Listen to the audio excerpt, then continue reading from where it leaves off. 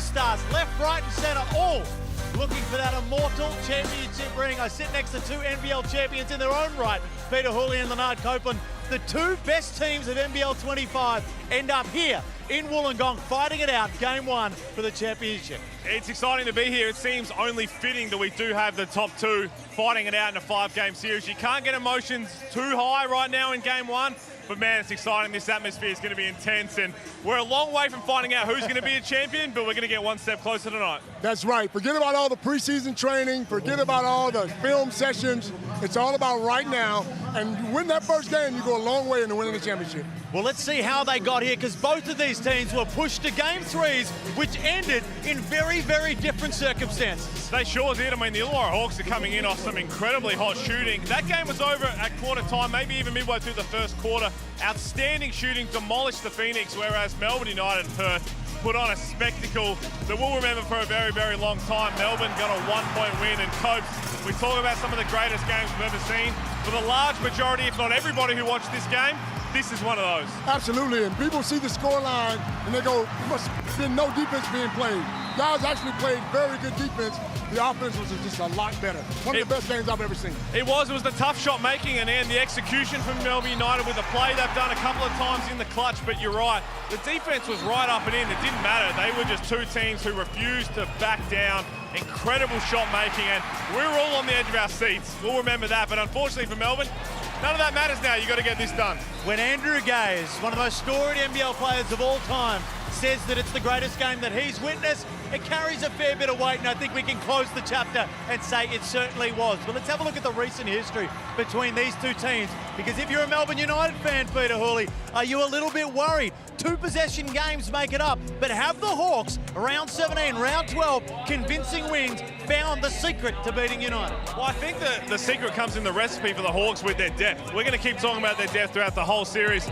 Tremendous talent coming off the bench, the energy, but 2 convincing wins. And what also would hurt Melbourne United, which will help the Illawarra Hawks, is that playoff series last year, they're going to be hurting still from that. It was Melbourne that ended their season. That's going to be on the whiteboard, you know, for Justin Tatum. Absolutely, and guess what? Melbourne United have more experience than anybody in the NBL.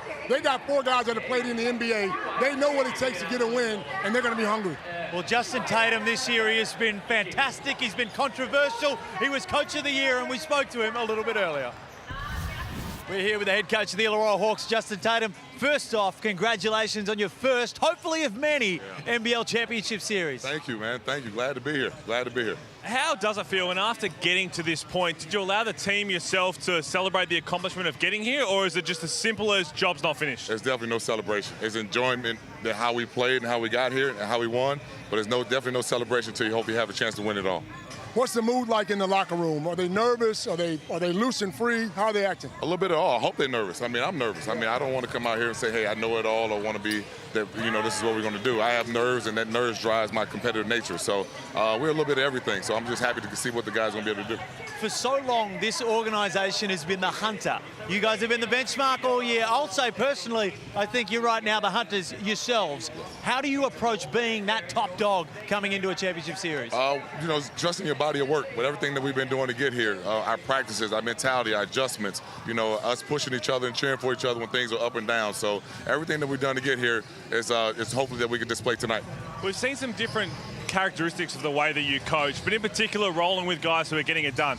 Todd Blanchfield in that semi-final series, we're all expecting Darius Days to come in, be healthy, but it was hard for you to pull Todd Blanchfield off. Did you know going into that series that if he rolls, I'm going to keep going with him, or is it just on the fly? It's on the fly, you know what I mean? It's about the matchup, so we felt that, you know, Todd extends the floor for us a little bit, but when Darius comes in, he's more of a threat inside, outside. So when somebody got it going on our team, I just let him roll. Sam Frawley has been fantastic against this team the whole year. Do you have any plans on going at their bigs, or how are you going to play him? I hope Sam's ready for 40 minutes, you know what I mean? 40 minutes, no foul trouble. Yeah, the big fella's his time. You know, we kind of talked about last series, wasn't his matchup because of the hurt, potentially being at the 5, and just to be ready for, if we presented a chance to play in this series, that be ready to play about 35, 40 minutes. You've played in a lot of games here with the Win Entertainment Centre. It sells out, the energy, we know that. But Game 3, we've all sat here, we've never experienced anything like that. Did that shock you when you reflected on it? It did. When I rewatched the game, I mean, I was like, man, I know it wasn't sold out, but it sounded like it was like really sold out for the whole 40 minutes. It was unbelievable. You know, our team gave them, you know, things to cheer for consistently because we kept making shots. But, you know, just the energy was just crazy. Matty Campbell spoke to me earlier, and he said, you're the best talent manager he's ever met in his entire life.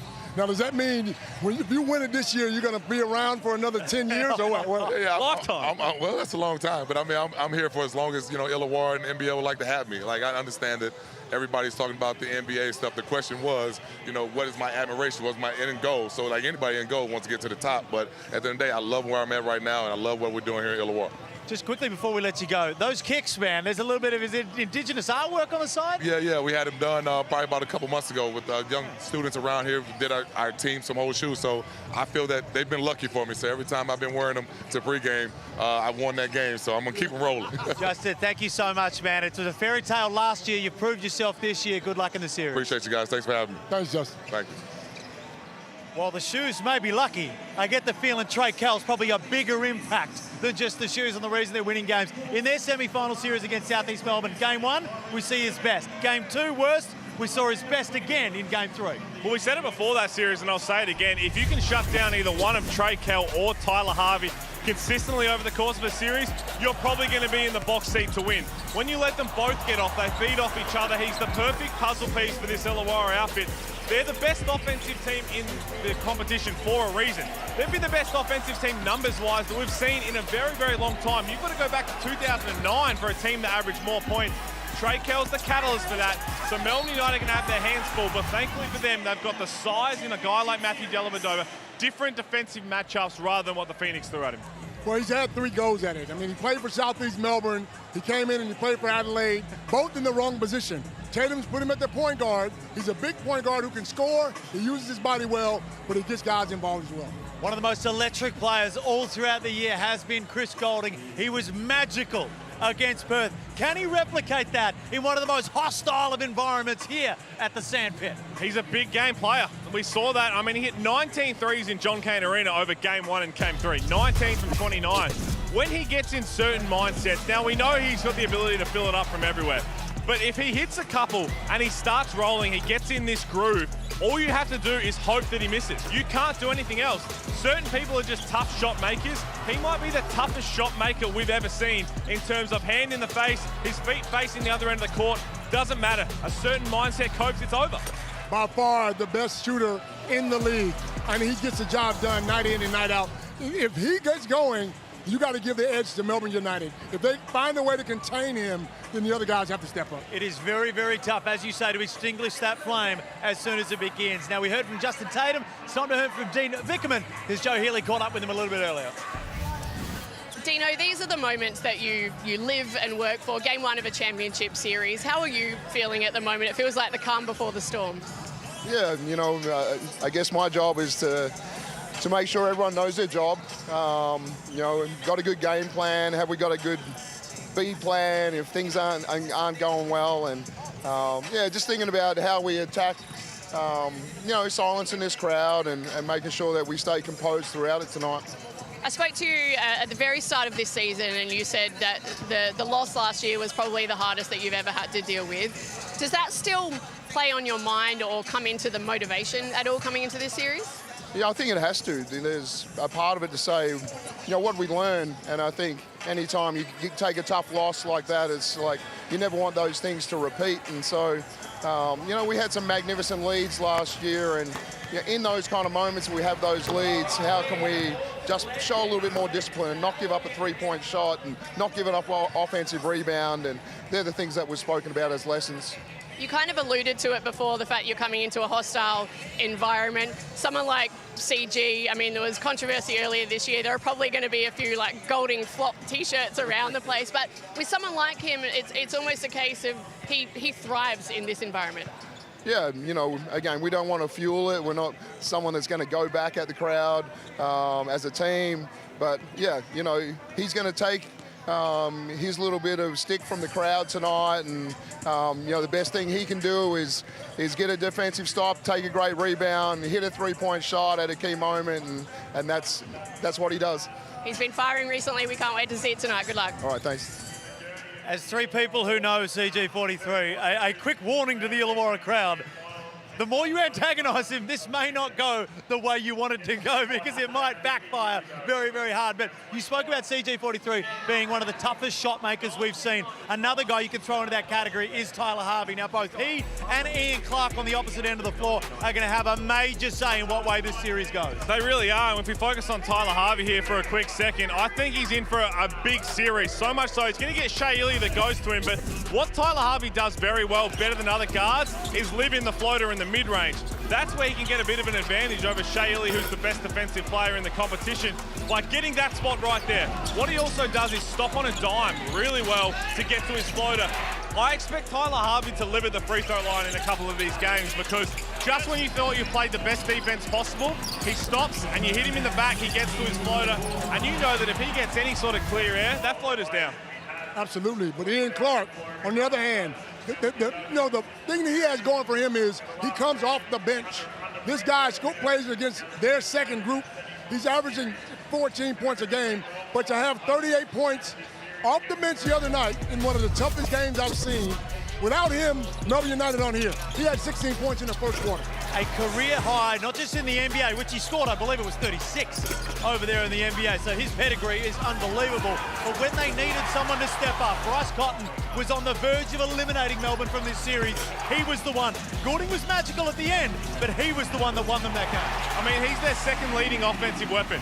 So Dean Vickerman knows to get him in as early as possible, and when he starts feeling that good, if you can get him feeling good and Goulding at the same time, it produces some trouble for the other end. It ended up hurting the Wildcats. We'll see what happens to the Hawks. There is so much guard star power, so much backcourt star power between these two teams that it's easy to forget that they're also loaded with the bigs as well, especially the Illawarra Hawks. Sam Froling, arguably, you can make a case easily the best big in the league. Well, he's definitely, I think, the best big in this series. We've seen that. He loves playing against Melbourne United. So you talk about the guard play. I think the guards probably nullify each other across the course of this series. Whoever wins the championship is going to be whoever gets the upper hand out of Sam Froling and Jack White. And we forget he's only 24 years old. His footwork is amazing. Jack White comes in, though, averaging 14 points a game, but he played great the other night. He was down on his free throws the game before that, but he knocked down some big threes. Well, that's the thing. We saw Jack White go 1 for 8 from the free throw line at RAC Arena. Here he is practicing here tonight. But Pete Hawley, Leonard Copeland, you can practice these all you want. Once this venue gets filled out, it is more hostile than anywhere. It is a European basketball environment in this building. Well, he's knocking them down there in the warm-ups, but as someone who's given away burgers to the Wollongong faithful, it's not a fun place, and I'm expecting him to get to the line. Everything else you've warmed up, it doesn't matter. It's just different between the years here in the Wynn Entertainment Centre. Let me tell you something. Things will tighten up when this crowd gets going. I'm talking about everything. No road team has won a game across both semi-final series across the play. It has been home court dominance.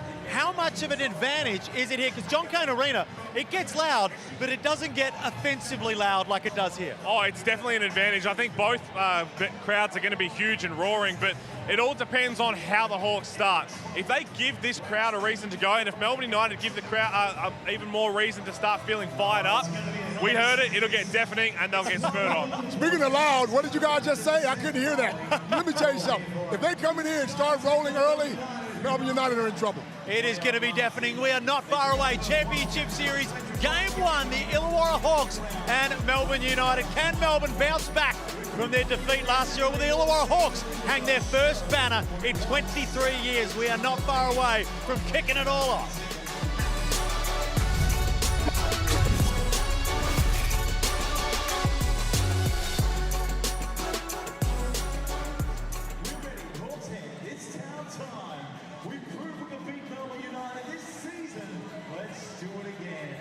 Let's go, Hawkins. Let's make some noise. Let's rise together. 23 years ago, we won the championship. It took us 23 years to win it. Support your Hawk.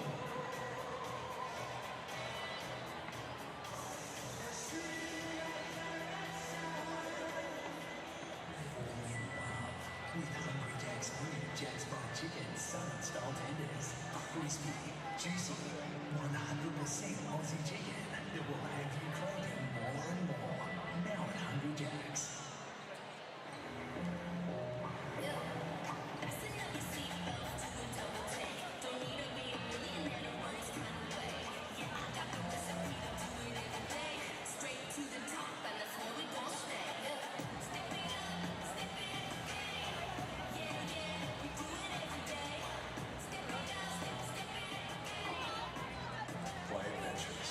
Mitsubishi Motors, proud major partner of the NBL.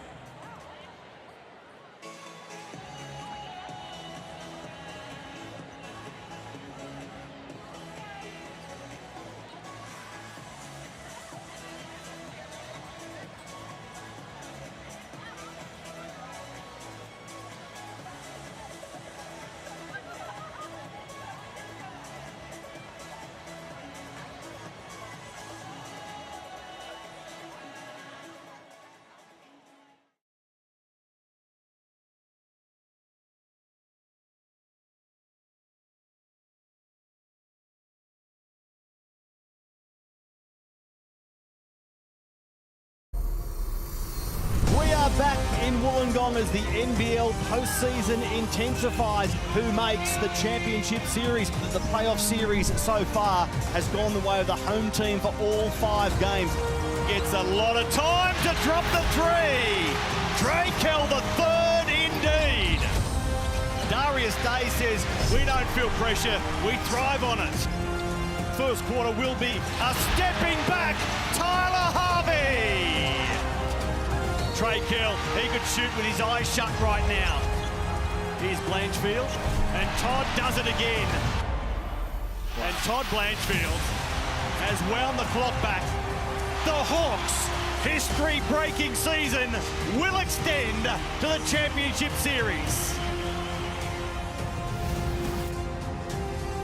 Dean Vickerman would have been losing sleep knowing that he's coming up against one of the best, if not the best backcourt in the league. Drakel and Tyler Harvey, 2 all NBL first team players. They've set the semi-final series game 1 and 2 alight. Pete Hawley, we look at the NBL25 MVP awards.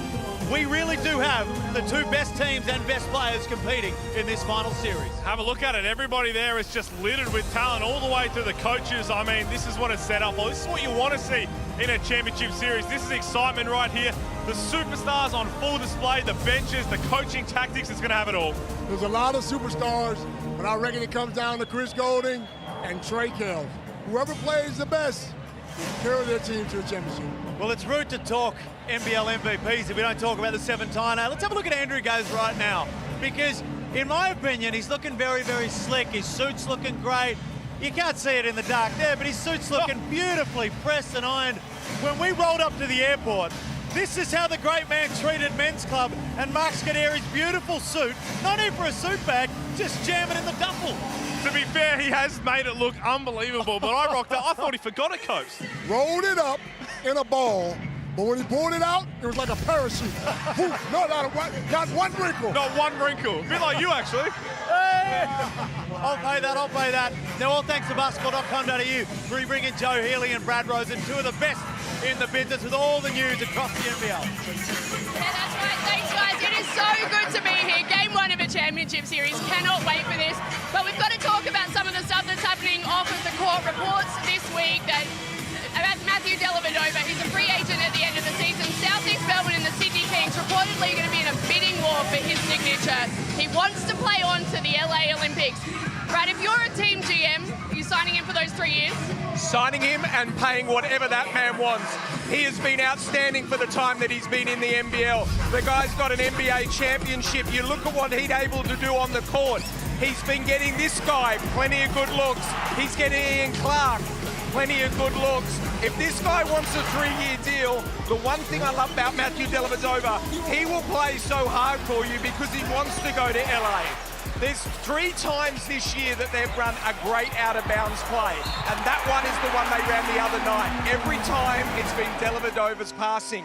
He's not looking to get that 30 points a game. That's not what it's about for me. whatever Matthew Delevert wants, I'm paying it because he's that good. I did ask him about it earlier today. He played a very straight bat, though. He said he is focused on game 1 of this series. No surprises, of course. Let's talk about the Hawks. Will Hickey, he's come off the bench all season for them and been so strong. He's leading that bench group. You know him very well back from his Sydney days. Yeah, look, he's a great kid, and I still call him that because that's what I remember. He's done it tough. He's moved to Melbourne, he's played around, but he's found a great home in Melbourne. Last year in the playoff series, he was outstanding. This year, he's gone to another level. There was arguments that he was going to be the best sixth man in the league, but of course, that went to Quatnoy.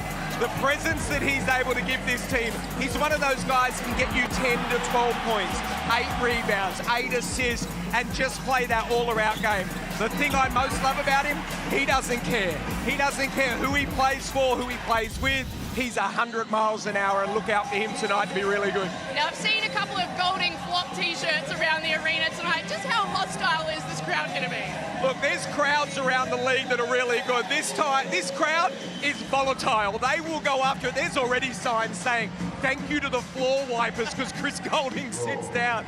They love it. He loves it. He'll play through it. But this crowd, the other night, was the loudest I've heard from it since 1979. That's how long it's been.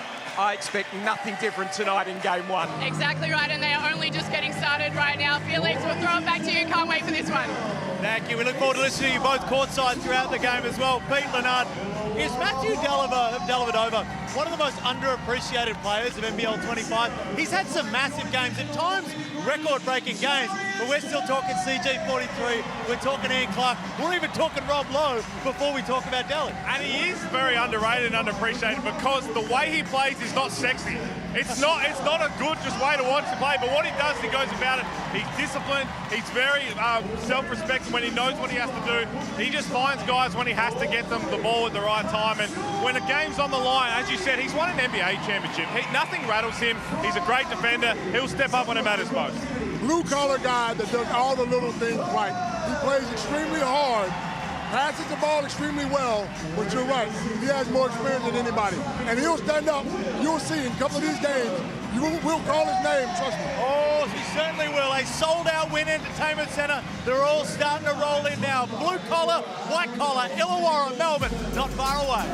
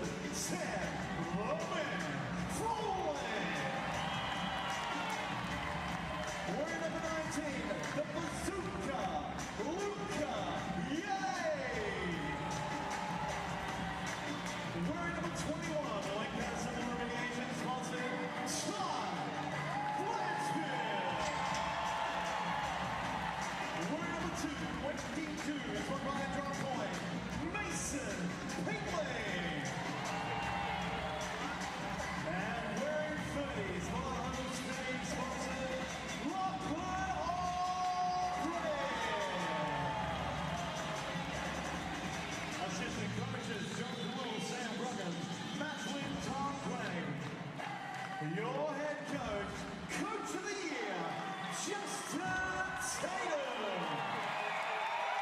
Here at your Illawarra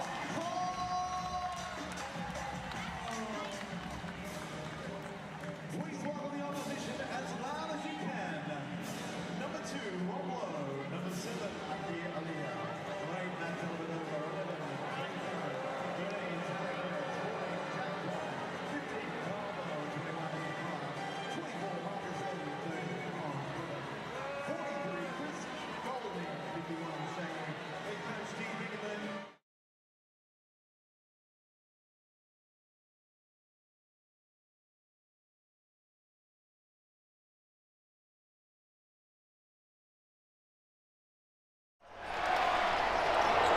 This program is brought to you by Hungry Jack's and Bunnings Warehouse.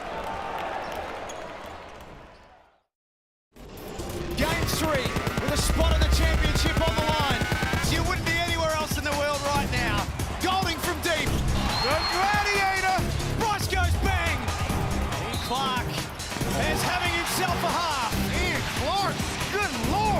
Unbelievable shooting display by both these teams. This is crazy right now. Just remarkable. Must score possession here for the Wildcats. Who else but Bryce? 20 seconds remaining. Hurt down 3. Here's Doolittle. The stadium holds its breath as he left it short. Pop got it back. Quick 3. He can't score either. Still alive. One last chance. Wagstaff. Go! The 6-time NBL champion with one of the biggest shots of his career. This is nuts. I want to go for it. I'm trusting you guys right now. We got it. Here we go. 2.9 seconds left. Time for something remarkable. Delavan over inside for Golding. Foul in a 3-game stoush that, as long as I live, might be the best series this league's ever seen. Melbourne by a point with a second left in game 3. Bloody unbelievable. Oh, history can be a cruel judge. While that game 3 was one of the best individual performances from both these two players, if they do not go all the way to the championship, many will forget that it even took place. That's how this sport works, and that's how we love it. We're going to get into the keys in the game in a moment, but Pete, give me something, question without notice, something a little outside of the box that might happen in this game. I think we're going to see Mason Peeling, who used to play for United, be a bit of an antagoniser early on. He likes to throw his weight around in certain opportunities, because what it will do, it'll make United players have a decision. Am I reacting to this and firing up this hostile crowd, or am I going to let it go? He's done it a few times this season, and I think he's going to do it early in this one. It wouldn't be the first time Mason's dropped the shoulder. Let's get into the keys right now. Leonard, your keys to the game, the coach's whiteboard for Justin Tatum. The most important thing is Tatum, they have to run Goulding and Clark off the 3-point line. But more than that, look, right here you see Penderin drops. That big has to get up every time and either trap Goulding, get that ball out of his hand. You can't let him come off and see the basket, because if you do, you're dead. And finally, they got to get Frawling going early, because he's had a tremendous 3 games against these guys. Get him going, get him the ball inside, get one of these bigs on foul trouble. Yeah, I'm expecting Sam Froling to be a real big nuisance for Melbourne United. They're going to have to figure out a way to try and nullify him. Better matchup for Rob Lowe in this series, but on the other side for Dean Vickerman, I mean, the main one is going to be stay disciplined.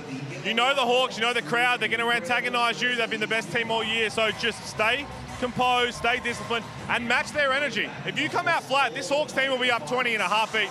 Do not give them second chances. They've got way too many offensive weapons, from the first player on the roster down to their 11th player. Respect everyone, no second chances, and you're in with the fight. My question to you guys is, did Perth let Jack White off by not sending him to the free throw line early? Yep, they certainly did. If I'm Illawarra, I'm coming out here, I'm saying, hey, you're going to the line within the first 2 minutes of the game, because you are so crucial to this Melbourne United team, but you've got to prove it, and we're going to try to get in your head first. Yeah, for sure. It's going to be interesting to see whether they do go at him. Does Justin Tatum say, you know what, I need Darius Days in this matchup, maybe more so than Todd Blanchfield, to throw his weight around, to really throw his weight around down there. I'm expecting Days to play a lot more minutes than he did in the final series against the Phoenix. The Hawks list, not a lot of players familiar with Championship Series performances. Melbourne United, fresh off a grand final, a loss, albeit they'll be hungry. How important to the psyche of both these teams is winning game 1? Huge for the Illawarra Hawks. For Melbourne United, not so much. They just have to win 1 game on the road if they take care of business at home. Dean Vickerman said throughout the week, we've got to steal 1 there. For the Illawarra Hawks, if you lose game 1 and you give home court advantage to a team that's been there and done it with their experience, that will hold some more weight. The other weight that they hold is their bench. We've been talking about their bench all year long. They by far has the best bench in the NBL. Fellas, we'll start off with the result of the series. Who do you think takes it out all the way through to maybe game 5? I said it at the end of when we were here on Wednesday night. I think that because of that bench, because of that scoring punch off the bench, I think the Illawarra Hawks in 5. Well, because Melbourne lost last year, I think Melbourne are going to come back and win the game this year. Quickly, your MVP of the series? Well, if they're going to win that with how well Sam Froling's played, I'm saying Sam Froling. If it's Melbourne, Chris Goulding. Well, I'll tell you what, we are not far away from tip-off here. Big city, small city, white collar, blue collar, new coach, old coach, whatever you want to call it. 2 teams hungry for success. Will we go 5 games? Will we go 3? There's only one way to find out. Let's do it.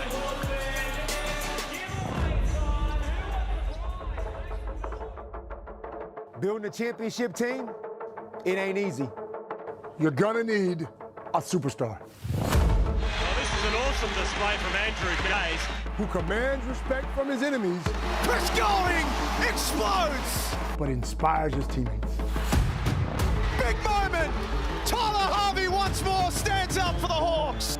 But you're not winning anything unless you've got a wingman. Gaze to Copeland. So often we've seen that play ignite crowds here. Someone who can elevate their game when the team needs them. What a game, Trey Kell. Golding, no look fine for one. You're gonna need soldiers coming off that bench. What a pass! Beautiful assist, Peter Hooley. Just waiting for their moment to shine. Then there's the backbone of the team.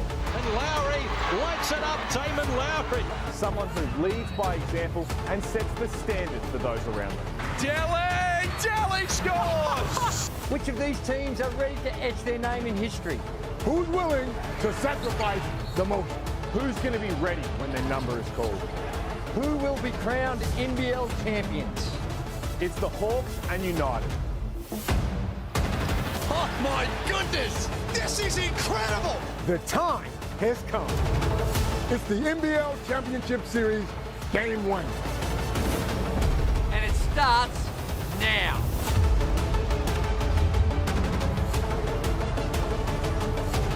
Who's excited? We all are. After 154 games of Hungry Jacks NBL so far this season, we arrive at the Championship Series. There are just two of the big guns about to show us their wares. 10 teams tipped off in September. Here we are in early March and we're down to two. Those two, Illawarra and Melbourne for the title. Matt Russell, speaking of big guns, sitting beside two of them, league MVPs, men who played in multiple grand final series. Derek Rucker, Andrew Gaze, we are about to reach the climax of an amazing season. Well, these have been the two best teams all season, especially Illawarra. They've been dominant, one of the best seasons we've seen in recent history, Andrew, and they've got two brilliant coaches. They certainly do. Justin Tatum has been fantastic, and Derek, as we plowed through the stats, rebounding is going to be a big factor in the two wins that Illawarra had. They dominated the boards, and Dean Vickerman, he needs to figure out a way to contain points in the paint that Illawarra have been very good at throughout the course, not only against Melbourne United, but across the entire competition. The reigning Coach of the Year against a three-time Coach of the Year in Dean Vickerman. Trey Kell for Illawarra off a 30-point playoff series game. Tyler Harvey last time against Melbourne, 21 points, 5 rebounds, 5 assists. Men,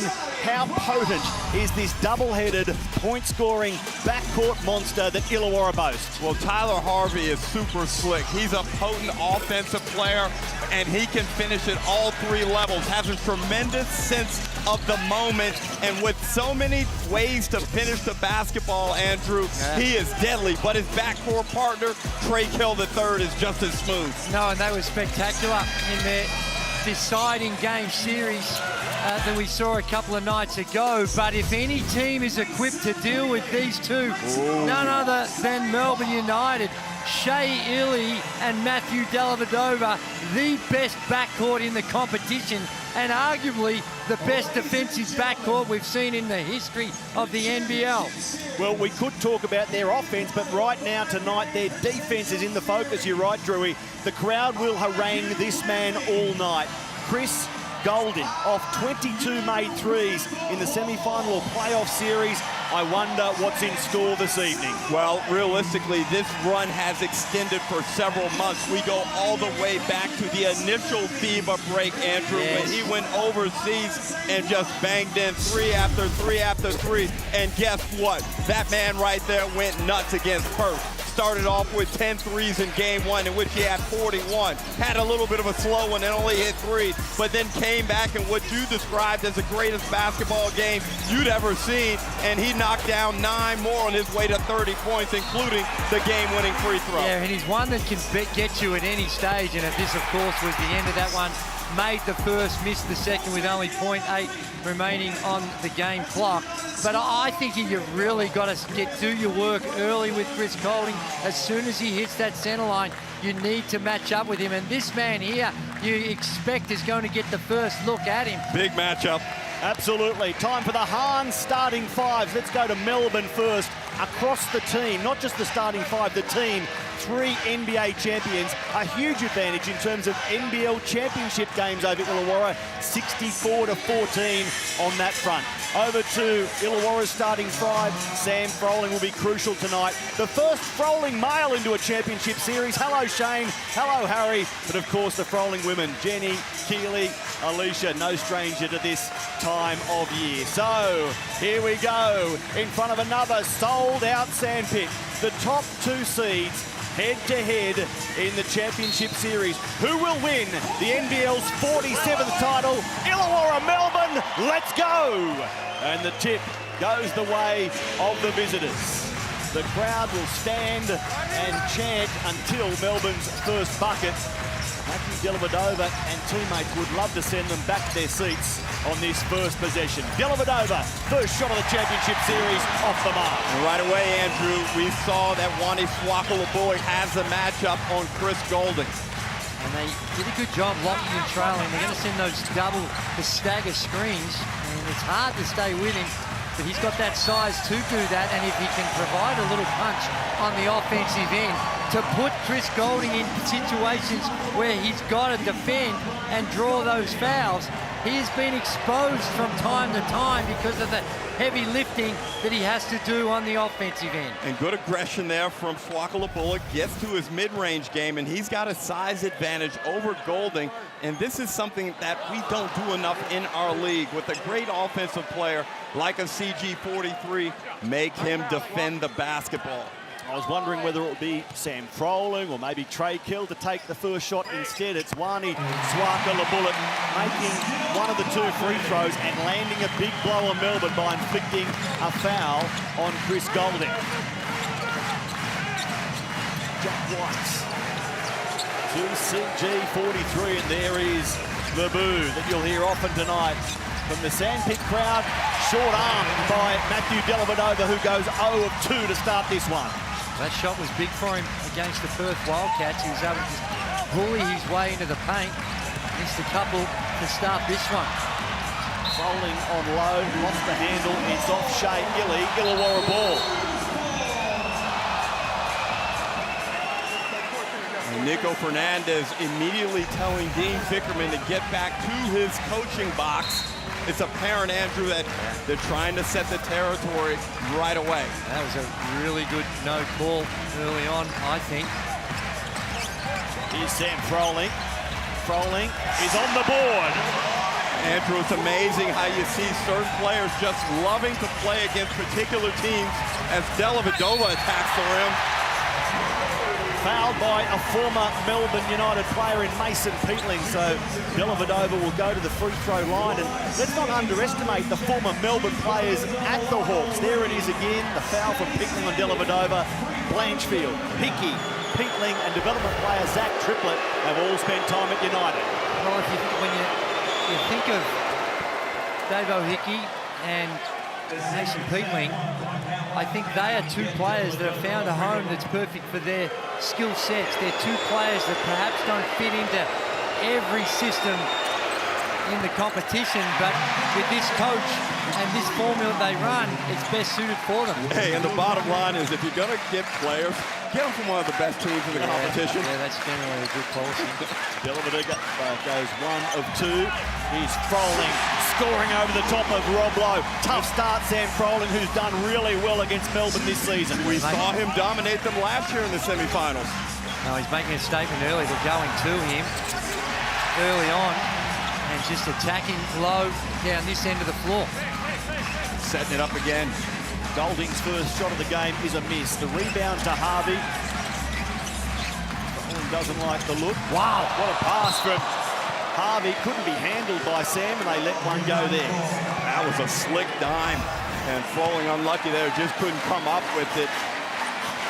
And Froling will be fresh. He wasn't required to do that much physically in that playoff series against Southeast Melbourne.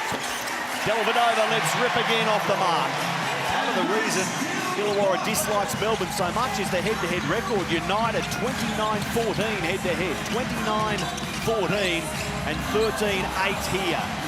Rolling with a miss. And Matty, an alarming sign early. 5 rebounds for Illawarra, none for Melbourne.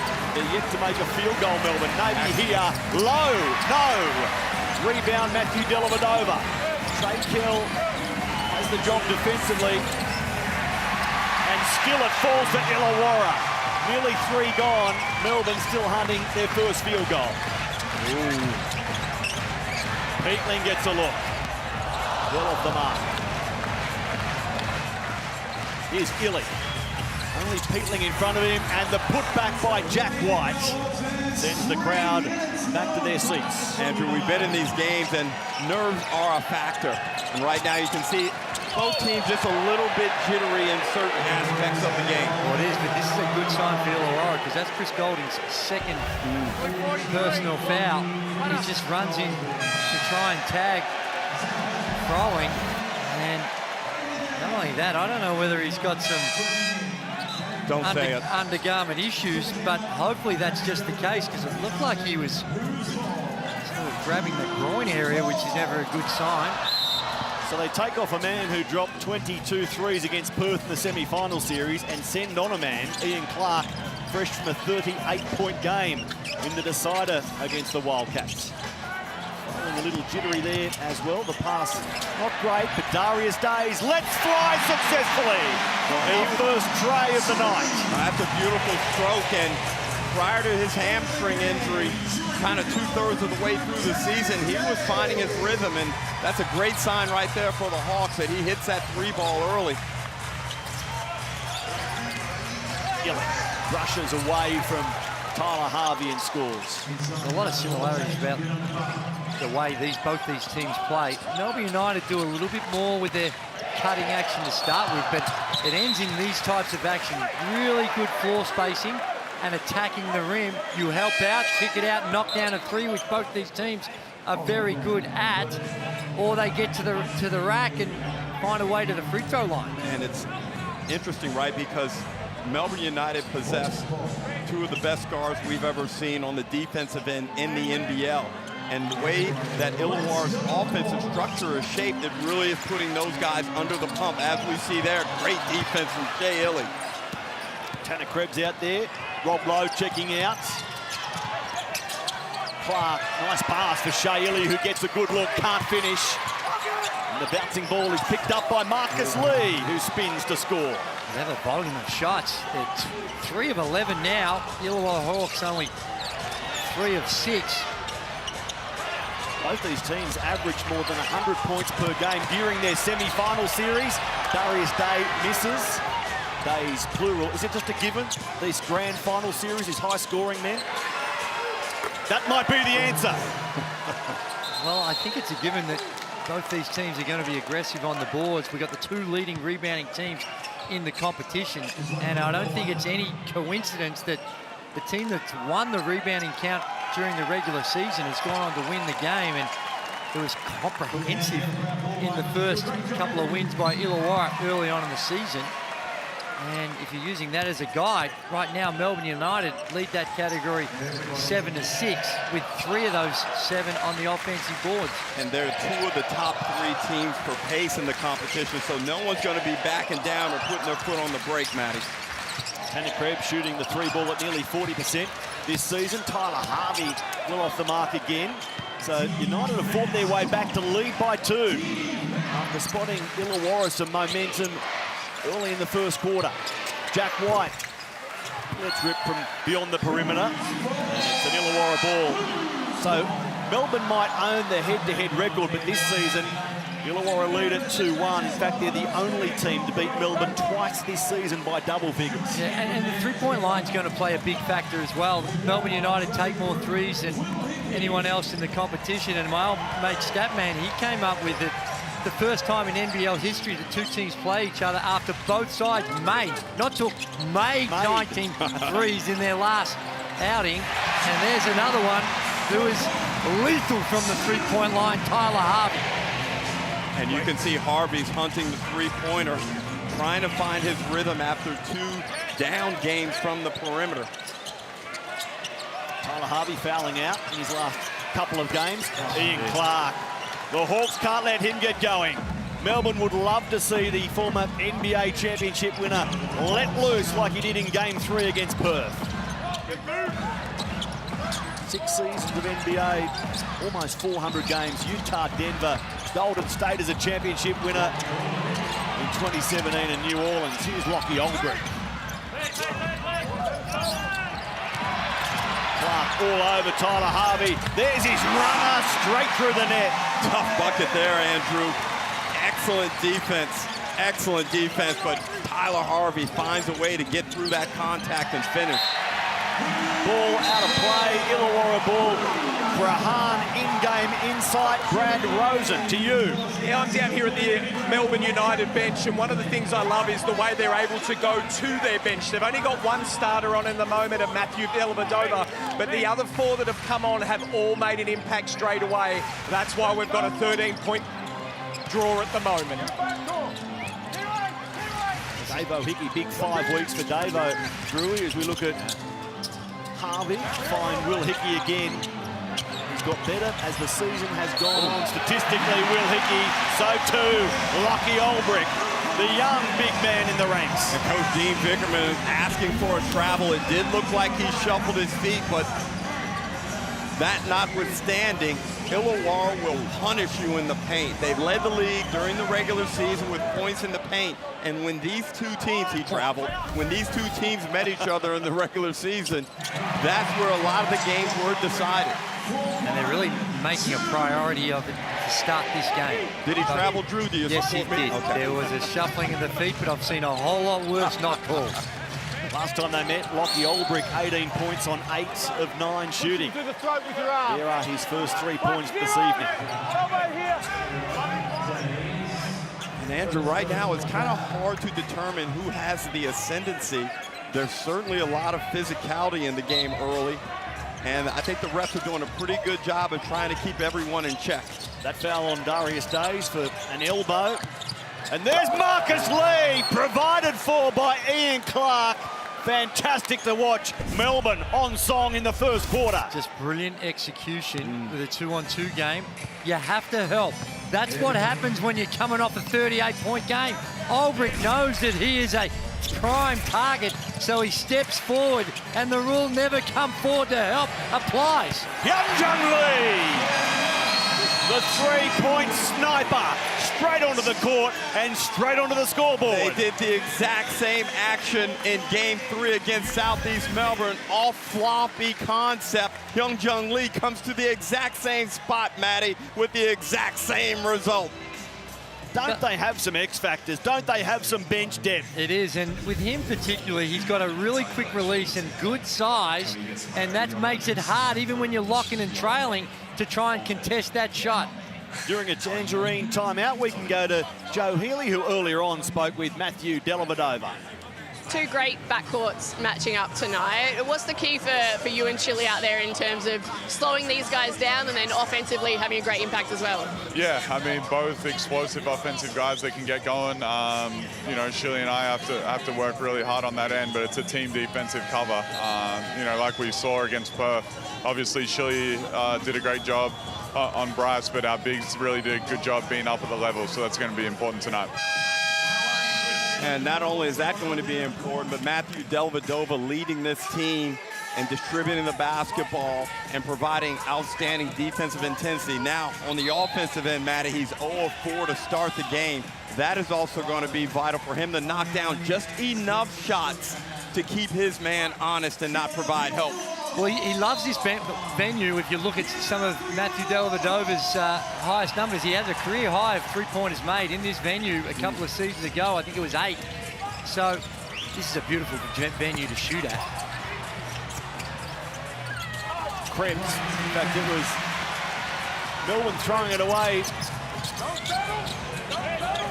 Now Tyler Harvey, the runner again. The shot is working for him today. And Melbourne cannot afford to get caught in mismatches like that, especially when Harvey and Kell have the basketball.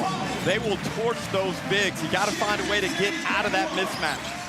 Does Kyle Bowen make up for his error? Not on this possession. There's a foul forced on Illawarra. Joe, over to you. Yeah, thanks, Matty. Just this year to the Hawks in that timeout. Good energy from the group. Justin Tatum just running them through some sets. Now, a big focus for them this season is to play inside out. They have been doing it all season long with success.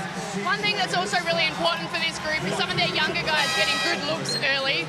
They're at their best when the likes of Lockie Olbrich, Ace J. Lee, Darius Days, that they get their eye in early, and they're doing just that. Brad, what's happening down there? Yeah, I listened to Dean Vickerman, and he was very disappointed on the defensive end, the way they're giving up their threes. You will notice it may be a Tyler Harvey, or it might be a Hung Jong Lee. They're starting underneath the rim, and then they're coming off screens. He told his bigs they need to help more, but they need to fight better. Stop giving them the three-point shot. Just back to that stat earlier on about combined championship games, 70-64 across United, 14 across Illawarra, but Dean Vickerman, in his 11th season as an NBL head coach, in his 7th grand final series, or championship series, 7 in 11 is a pretty good strike rate in my books. And as an example of Illawarra's depth, you've got Todd Blanchfield, who's coming off a 28-point outing, and he's not been seen yet in this contest. A turnover there might prompt Justin Tatum's hand. Here's Ian Clark stepping away from Young Jung Lee without a score, though. And a foul called on Lockie Olbrich.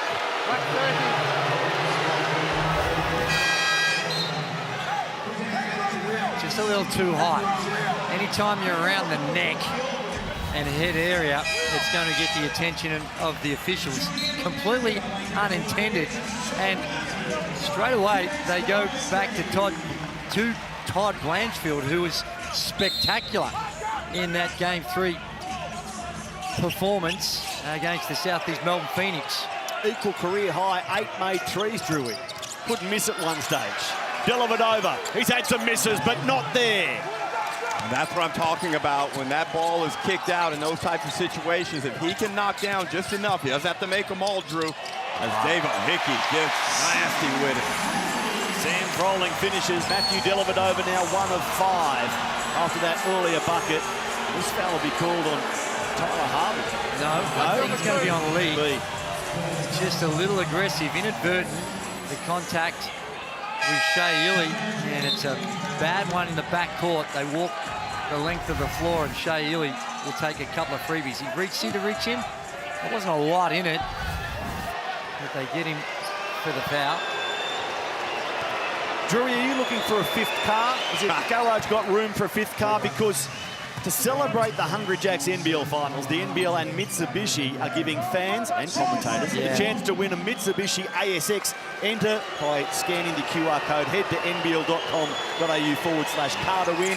Drewy, number 5 will give you some options. The ASX, sporty, the Outlander spectacular, Pajero very good, but the ASX, it's just, if you're just zipping around city, that's the one you want.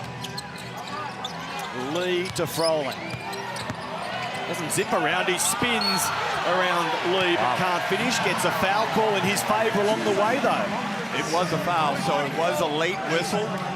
Often frustrating, but it was the correct call. And Marcus Lee's got to be better here. He knows that Sam Froling, as we saw the nice dime from Hickey, but Sam Froling is trying to get baseline irrespective of which block he catches the ball on. And I think you don't need to be that tight on Sam Froling when he's outside the paint. Yes, he can make a mid-ranger, but that's not his go-to. And take away the left hand, slide your feet and keep him in front. And that, to me, would be a better formula to have a look at. Now, he is a very good passer, so they're probably also conscious of trying to put some ball pressure to make those passes a whole lot tougher for him. 61% free throw shooter, makes 1 of 2, and then Marcus Lee makes the scoreboard a bit better at the other end. 24 all, in fact. Well, Marcus Lee is picking up from Game 3 of that playoff series where he had a nice impact. The free throw shooting still is a bit of a concern, but already he's got 6 points on 3 of 3, and it's had a nice little impact in this first quarter. Yeah, and a lot of it's coming from the required help that when you're coming off screen. So he sets a really good screen. His defender is just comes off him ever so slightly. When he's rolling to the rim, he's got great hands and can play above the rim. So that, and you've got elite passes to get him the ball. 5 fouls called on Illawarra, including 2 to Lockie Ulbrich, 6 on Melbourne, including 2 early to Chris Golding. So Illawarra by 2. Final minute of the first quarter, they've won 20 of their 32 first quarters this season. And Will Hickey couldn't get the finger roll finish to fall. So a chance for Melbourne to lock it up. Maybe take the lead through Ian Clark. No, it's Jack White dunking.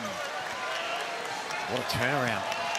Will Hickey with one where he tried to do a Shane Warne off break where he went to throw it up rather than just dropping it in. Well, I thought he was going to elevate off 1 foot and try and dunk it with 2 hands.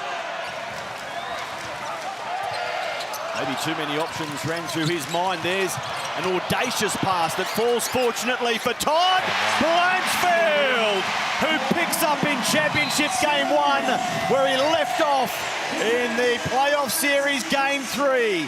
Todd Blanchfield wins another first quarter for the Illawarra Hawks. That's 21 from 33 this season, where the Hawks have finished the first term with their noses in front. Illawarra 29, Melbourne 26.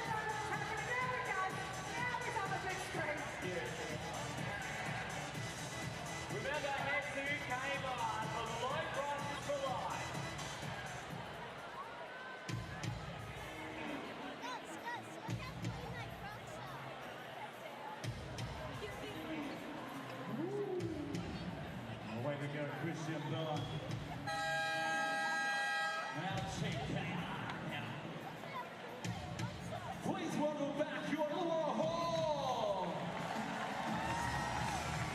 Oh, yeah. Please welcome back Melbourne United. Please welcome back your Illawarra Hall.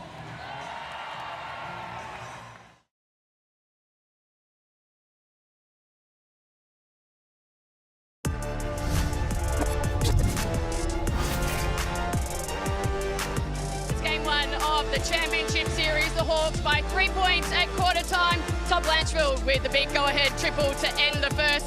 Listening to the Hawks there at the break, Justin Tatum just looking to make some adjustments defensively. He said they're overhelping too much on the shooters, and Melbourne have 6 offensive rebounds and too much for the Hawks. Brad, you're listening to United. Yeah, Dean Vickerman was all about the loose possessions. There's been a number of loose possessions that they've given up, and that's allowed 8 points. They worked it out as Shane Throwing misses that jump shot right there. But as I said, it's all about the loose possessions is what he's trying to pick. But overall, he's very happy. Brad, Joe, thank you. And there you see it again where they just bite on a shooter. It's a flare screen. And as I mentioned down the other end, you got to, with these shooters, you play them differently to when they have the ball to when they don't have the ball. And when you don't have the ball and you're locking and trailing, then you can't come forward to help. When you're with the ball and you're coming off an on-ball screen with the ball, that's different. That's where you've got to be up, level with the screen, or even higher with these great shooters. And that time there, they come forward, they bite on a shooter, and he keeps it and gets to the rim. So no Melbourne match winner, Chris Golding, an agent provocateur here in Illawarra to start this second quarter. as they start their scoring again, Melbourne, because of foul trouble only 3 minutes in the first quarter. Derek, how do you use Chris Goulding from this point on into Dean Vickerman? He is about to return. Well, it's just kind of back to basics now. It's more a function of whether or not Chris feels like he's in the game and whether he can find his rhythm as Kale III misses a nice little mid-range, but I'd imagine that they'll try and get Chris a touch early. That's Dellavedova. He's been very aggressive, Andrew. We saw a lot of this last season's championship series. I know he's only 2 for 7, but I like his mindset. Well, he was 0 for 5 before that. He's made his last 2, including a 3-ball. So he's not going to get spooked by the fact he's missed a few. He was looking for Froling. Tough get, but he got it in time, went off the glass unsuccessfully. Matthew Dellavedova, 3 double-doubles this season, and 2 of them are coming in his last 2 games, but there's a turnover. As Blanchfield gets another look, the fake to fool Jack White, and the shot is sweet again for Todd Blanchfield. Todd Blanchfield getting all types of great looks and taking full advantage. He just cannot miss right now. The stroke looks beautiful. It does, and his rhythm and timing is on point. And he's had some shaky moments throughout the course of the season. Cookies, Drewy. Here's the Defensive Player of the Year runner-up, showing us his skill. Pinching the ball, scoring 2, and bumping Illawarra back out by 5. Now, Trey Kell, the man who was the hero for Illawarra in the deciding semi-final game, yet to score, 0 of 2. For the time being, it's not hurting Illawarra too much. Blanchfield tips it on to Harvey.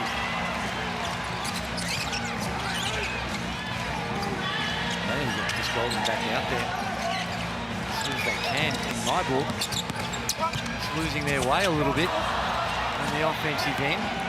And something concerning, I don't feel like Melbourne United are really impacting what Illawarra do on the offensive end. It feels like Illawarra is just missing shots. That's right, they're getting pretty much what they want. Jack White misses 1 as well. Kill now 0 of 3. And when you look at the stats, actually the Hawks are at 54% as Kell gets to the paint again. So even though it feels like they're missing good looks, Andrew, they're still shooting at a really good clip. But yet that's even scarier for Melbourne United. Yeah, that's right. And Melbourne United, in contrast, 11 of 27, only 40%, but it's the 5 of 9 from the 3-point line for the Hawks that has been a big part of this 5-point lead. Gill. Krebs in his grill. Nice pass for Froling, out for Blanchfield. He's feeling it, and he still is. Stop it. He is 3 from 3 from outside. Todd Blanchfield, season 16, 33 years young, never a championship, and he wants one this year. He's never won a championship game. The only series he played in, his team went 0 of 3, and it was Melbourne. Missed by Goulding. Great rebound by Cal. Well, certain things you're going to have to live with, and if that's the type of shot that Chris Goulding's going to take, if he keeps making them, you shake his hand and say, well done. There's not much more Swakala Bullock could have done to prevent that Chris Goulding last 3-point attempt. The tip by Rob Lowe ensured the rebound for Melbourne. Cleaned up by teammates. Here's Goulding. And gets to the lip, and it falls in for Chris. Now, I thought in the last series, Andrew, that was more open to him, but he was shooting the ball so well from the perimeter as Blanchfield blocked. Off Jack White. This is Amy Replay in the corner. What a find. A hint of a potential and one as well. Jack White runs him over. Todd Blanchfield wants it, but such is the confidence of Todd Blanchfield at the moment. He's pulled it from deep. That's a little big check. That one catches the eye, and they get it back. Harvey can't score. Rebound, Goulding. But Derek, your point is valid. There's a lot of good attempts here by the Illawarra Hawks. They're just missing shots that over the course of the game, if they keep getting that quality shot, it's going to be in their favor. Well, one of the newer stats out there in the marketplace is the shot quality index. And I would love to see Illawarra's thus far in this game. And the other thing about Illawarra is they've led the league in looking after the basketball. They do not turn it over. No. And at this pace, it's quite extraordinary. And he's gone into his bag with the one. Oh, threw his head in his bag. Push shot. Todd Blanchfield to 11 points, the first player to double figures on 4 of 6 shooting, off the back of his 28-point game on 8 made threes last Wednesday. And that's not out of the book. That's in his bag. Correct. Todd Blanchfield. That's just not something that he's just dreamt up on the moment. Darius Days, there wasn't a Melbourne player within QE. He set it via the roof, and it came down in the pot of gold. Matty, we've seen this happen many times. You can't mess around with the Illawarra Hawks. They're not your normal offensive team. They will blow you smooth out the building in a matter of minutes. In the blink of an eye, it's 43-32. It was the Hawks by 3 at quarter time. Now they're out by 11. And it's just been exceptional shooting by the Illawarra Hawks, and just the defensive intensity that we normally are accustomed to see with Melbourne United hasn't quite been there. Some really good looks that the Illawarra Hawks are getting, and in tight games, it goes in favour of Melbourne United. But the Illawarra Hawks, when their turnaround, it's been spectacular, and the record of Tatum is a big part of the success over the last couple of seasons. Last year, they were 2-7. In comes Justin Tatum, who was here as a consultant. He'd never coached a senior professional team before, and he takes them to Game 3 of the playoff series against Melbourne, funnily enough. He almost went to the championship series, and then he's gone on with the job. He's doubled down this year. Yes, he'd love to coach in the NBA one time, but he clarified his comments to say, I'm here for Illawarra for the duration of my contract, and you watch me coach. And Matty, it didn't take a long time for him to turn it around. In fact, Drew, I would say it was less than 96 hours, and we saw a profound difference in the way this Illawarra Hawks team performed under Justin Tatum. The reigning coach of the year, as I mentioned off the top, against the 3-time coach of the year, Dean Vickerman. Here's Marcus Lee off the glass. Yeah, Dean Vickerman involved with 7 NBL championships, 3 as a head coach, 4 as an assistant coach. He knows this time of year superbly. Ooh. And Will Hickey didn't quite know where to go. In the end, he gets to the rack and deposits 2. I don't know how that happens. How is Marcus Lee having to guard Will Hickey? Golding under pressure. Triple teamed momentarily. And there's Krebs. A big 3 for Melbourne. And that shot will probably be available for Krebs a lot due to the pressure applied to Golding. Krebs 6 points on 2 of 2 from outside. Joe, for a Hahn in-game insight, what do you got for us? I was listening into the Hawks. Justin Tatum pleased with how his team is doing in this second quarter. Obviously would have liked that one to drop. He said, keep pushing the pace here. United are tired. We're not. We have the fresh legs. Let's keep going here. Brad? Yeah, this is all about Chris Golding, getting him some looks. Derek, you were 100% correct where they went to Golding, and that then be able to flick it over to be able to get others open. But it's all about Chris and getting him a shot. Well, I don't know whether I thought it might have been by accident one time that Marcus Lee was guarding Will Hickey. Now, he missed that second one, but if they're just going to stay with that lineup, I'm giving it to Will Hickey. Well, this was the danger when they moved Darius Days into the 5. Now they've adjusted the lineup, but that's what could expose Melbourne United. Days at the 5, Lee at the 5, problems. Now the trolling comes back in.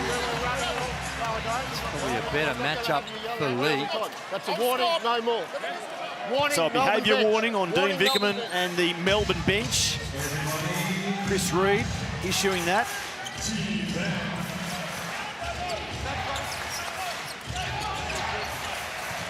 Ian Clark. Krebs gets closer, misses. His first miss of the night. But there's a follow-up too. Marcus Lee's been in the right place at the right time on a number of occasions. He's a perfect 5 of 5 from the field. Valuable 10 points, Drew. 5 rebounds as well. So he's been critical for Melbourne United. Chris Golding takes another breather. He was involved in a tangle with Wani Swaka Labullock a few moments ago. And there's a strong defensive effort. Marcus Lee on Sam Froling. Huge from Lee. Swaka Labullock winning that battle with Golding on 2 points, 1 of 3 shooting. Now Clark finding Lee, not for the first time tonight. The 2 will count. He'll go to the line for a possible 3-point play. And the Melbourne United guards, in particular, Clark, Delvedova, and Illy, are doing a fantastic job of getting feet in the paint and then having great vision and finding Lee with the proper pass. Well, I think that they made a conscious decision to help off Lee and test him to see whether he could have this type of impact, and he's proven that if you don't show him the respect in the half court and you come off him too far, that he's going to make the most of it around the rim. And he leads the way. Who would have thought at this stage of the game we'd be saying Marcus Lee with 12 points would be leading the way? And a little concern for the Illawarra Hawks would be Trey Kell, 0-4 start. He's a big piece of what they're doing, and they, as Melbourne United try to get Golding going, Illawarra trying to find a way to get Trey Kell a little bit more involved. Marcus Lee, 100% shooting, 12 points, 6 rebounds, throwing a steal. Talk about a contributor for Melbourne as they confront this 6-point deficit. Melbourne coming into tonight having won 8 of their last 10 and surviving one of the great NBL games last Tuesday against Perth, 113-112. What a contest. It was, and you know, you hate to almost see those playoff series games be limited to only 3. But that's what we have, and Melbourne United did just enough to win that one, advance to this position today. But Andrew, they've got to find a way to shoot the ball better from the perimeter. I just don't think this is a recipe that is sustainable for staying in games against Illawarra, being at this poor percentage from the 3-point line. And in contrast, I've been impressed by the way Illawarra flying all over the court to really contest that perimeter. There's a lane violation. Lee will get another one. He's not great from the free throw line. He was only, I think, 2 of 7 in the game against the Perth Wildcats, game 3 decider. That was crooked. The 53% free throw shooter, Marcus Lee. There's a little chink in the stats tonight. So Melbourne come here having won 8 of their last 10, Illawarra 7 of their last 10. And on their home floor, the Hawks on a 7-game winning streak in the sandpit. Games 1, 3, and 5, if required, will be here. The top seeds, the Hawks. Tyler Harvey, it rims away. Rebound Froling. He runs into traffic and can't score. Good result for the Hawks. The ball falling for Trey Kell, who then draws the foul. Tanner Krebs is the man identified by Michael Aylen. Dean Clark is doing a really good job on the defensive end, sliding his feet. First possession was against Harvey, forced into a tough 3. That time found himself on Trey Kell, and again did a really good job. Krebs comes up with the foul. Straight away they go back to Illy. It is a big possession right here. I know it's only the second quarter and we're late in the second quarter, but you feel United are trying to establish their defensive imprint in this game, and the Hawks just floundering the past few possessions. The last minute and a half. Who holds sway? It's Sam Froling, straight down the middle. 49-41. So the Hawks on track for another half-century in a half. Ian Clark misses. Trey Kell flies for the rebounds.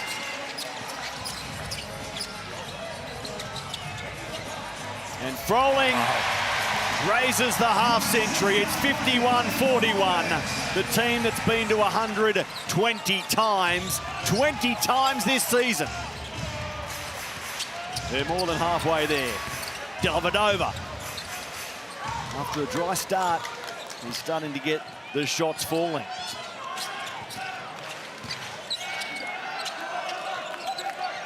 up to 8 points. Bowen. Rebound, Trey Kell, and he finishes off. Throws his hands up as if to say, thank goodness. Just a couple, a few early on, and that's what you can't afford to do. Both teams been pretty good at taking care of the ball. Only 2 turnovers to the Hawks, and that's United's 6th, but that's just an error, that one. Ben, last 2 games, Matthew Dellavedova, double-figure assists. We're nearly at halftime. He's yet to have an assist. Is there something about that game, this game, that is affecting that stats department? Well, Matty, keep in mind, a lot of his assists go to Chris Golden. Yep. And if your shooting numbers are down a little bit, there's another setback for Matt Dellavedova and his assist count. Blanchfield the miss, feeling confident, and with good reason.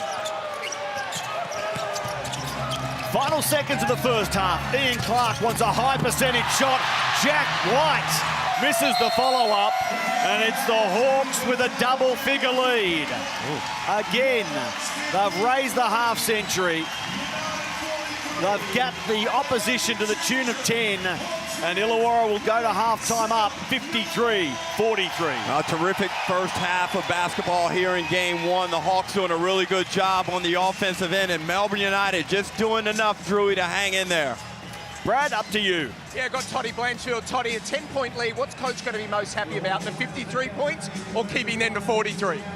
I think they had 26 or 29 at quarter time, so our target is probably 20 for the quarter defensively, so much better effort that half. But, when we move the ball, let the ball do the work, don't force anything, we're a pretty hard team to guard, so we're going to continue to do that. Now, this 20-year-old top Blanchfield that's out here shooting the ball, how are you feeling? Yeah, feeling good. It's, when, the guys are up and about and the coaching staff, we got confidence in you to come out and just do your thing. It makes it a little bit easier, so I'm having fun and I'm happy to have the lead at halftime. Good luck for the second half. Joe, over to you. Yeah, thanks. I've got Jack White with me. Jack, a 10-point deficit. You guys are getting some good looks. The putback just not dropping. How do you assess what's happening at the offensive end? Offense isn't the problem. When we've beaten these guys during the year, our defense has done the heavy lifting. And, for them to be on track to put up over 100 points is just not good enough. The three-pointers is something that are definitely going to be of note, the offensive rebounds, stuff that we've spoken about, so we just got to be better for the next 20 minutes. You guys have proven to be a really good second half team. You've come back from deficits before. What's the mindset now coming into the second half? No different. We've got to be better. We've got to match our physicality. We've got to do our work earlier. A lot of the times we're just in sort of scrambles and situations which are less than ideal. So we've got to do our work early. We've got to push them out of the paint, run them off the three-point line. It all starts with our talk and connection to come number 4. Good luck for the rest of it. Appreciate it. Well, it's game 1 of the championship series. Tensions are high here at the Wynn Entertainment Centre. Stay with us. We'll be back to dissect the first half after the break.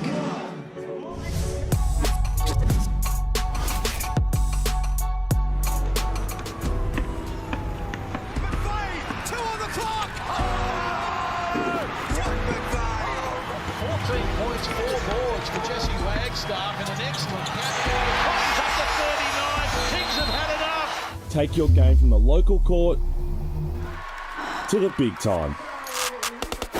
Step onto an NBL court after the final buzzer. Backing local ballers is just the beginning.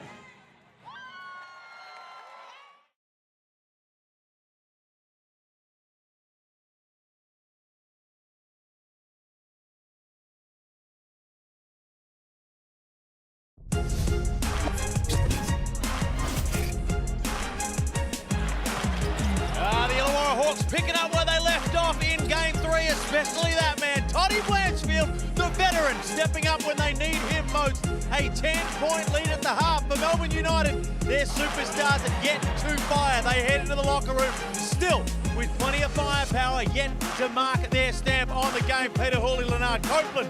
As you look at the halftime numbers right now, what jumps out? Well, what jumps out is what's not there, and that's 27 bench points from the Illawarra Hawks. We keep harping on about it like a broken record. Their bench impact scoring-wise goes a little deeper than Melbourne United's, and that's why they've got a nice lead, because Trey Kell's failed to fire, but in come Hickey, in come Todd Blanchfield. They're just doing what they do best, and that's why they have this little cushion. And they've been doing it all year, and it's what we expected. But the real reason is they've been locking down Melbourne United. Chris Golding, 1 for 3, Clark, 1 for 7. That's not going to get the job done. We showed the NBL MVP awards and who had won them, top to bottom. Plenty of names on that list from both teams. Todd Blanchfield was not on that, but he stepped up Game 3, and he's stepping up again in Game 1 tonight. He's been around forever. Todd played for numerous amounts of teams. I just feel like he's a veteran now, and he knows what it takes to get the job done. And that basket must look like an ocean because the way he's letting it go, and the fans are loving it. This is what happens when you're a shooter your whole career. When you get in this mindset, he might not cool down for a month. So as Justin Tatum said in the pregame, he's going to keep rolling with him. You talk about a veteran. He is the most experienced player on this roster, but he's only 33. He's got more in the tank. You look at his Blackmore shot chart, more impact off the bench from Hot Toddy. Is there an element of here right now with Todd Blanchfield, the same in Game 3, and they paid the price, but they're doing a relatively good job on Harvey and Cal. Are you saying we'll let Todd Blanchfield beat us?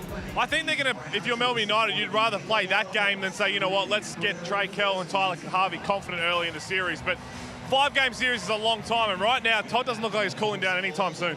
Well, Marcus Lee, 6 of 6, perfect from the field, the one shining light in that first half for Melbourne United. How important has it been for him to get going that first half? He's been amazing. Off the glass, I mean, he's all the little touch shots around the basket, and no one expects for him to score like this. But for the last month, he's been going to work. Delly throws the alley-oop. You know, Clark throws the alley-oop.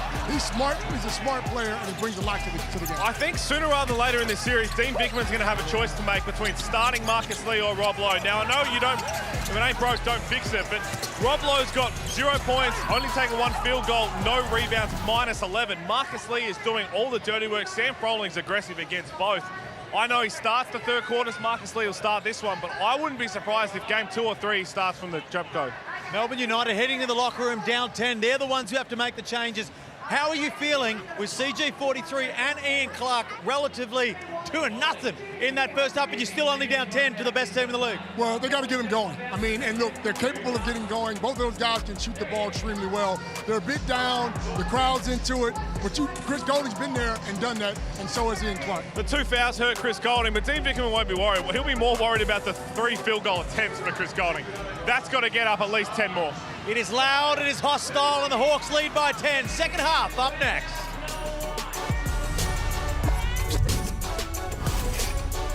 The Hungry Jacks NBL Final Series is here. To celebrate, the NBL and Mitsubishi are giving you the chance to win a brand new Mitsubishi ASX. Enter now at nbl.com.au/car for your chance to win.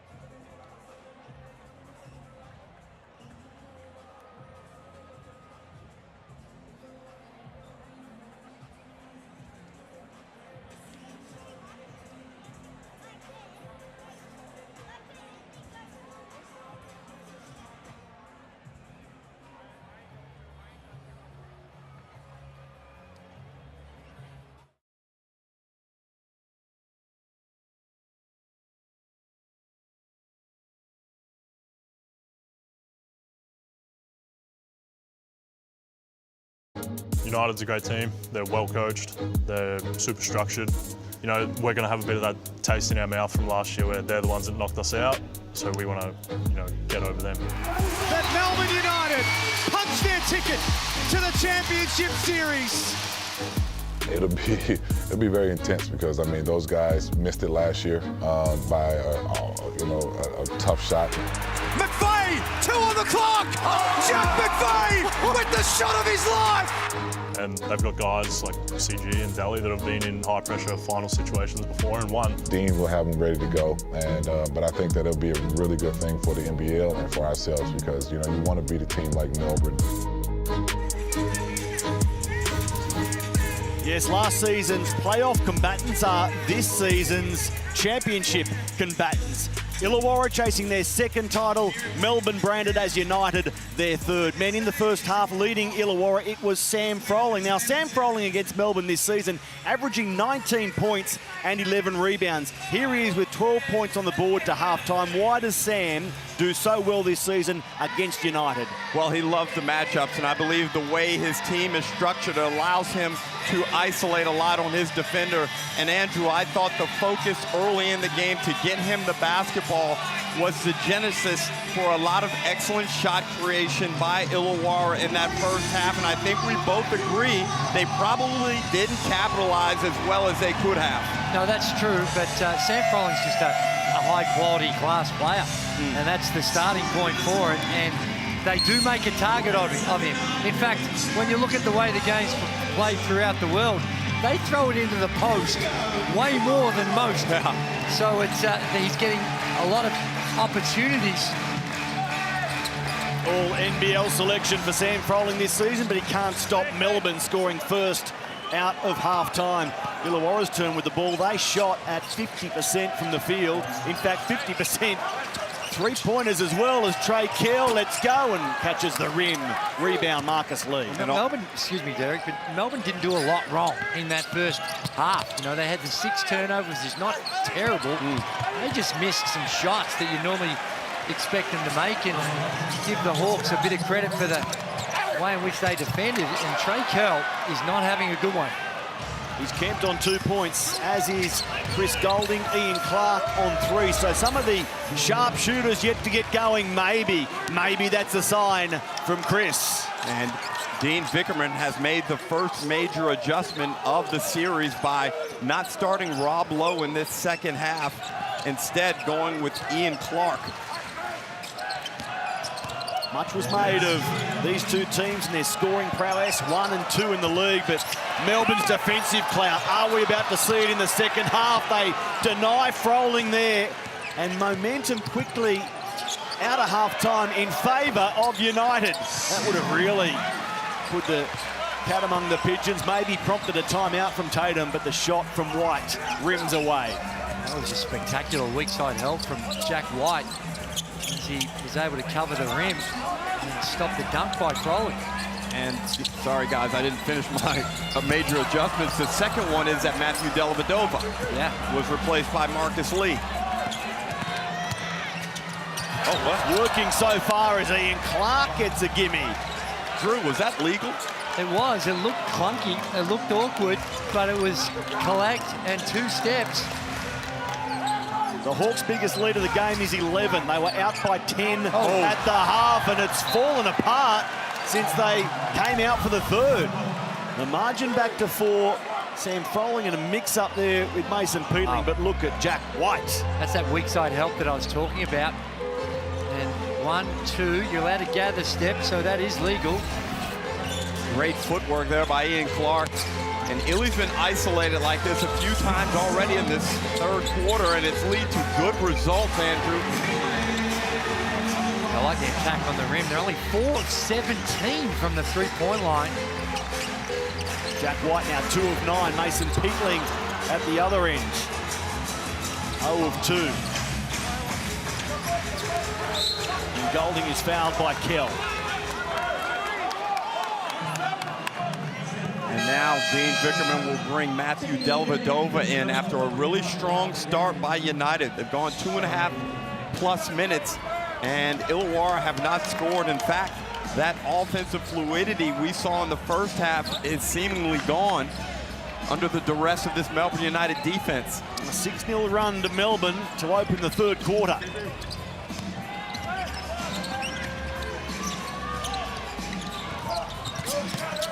Clark finds Lee on the move. White!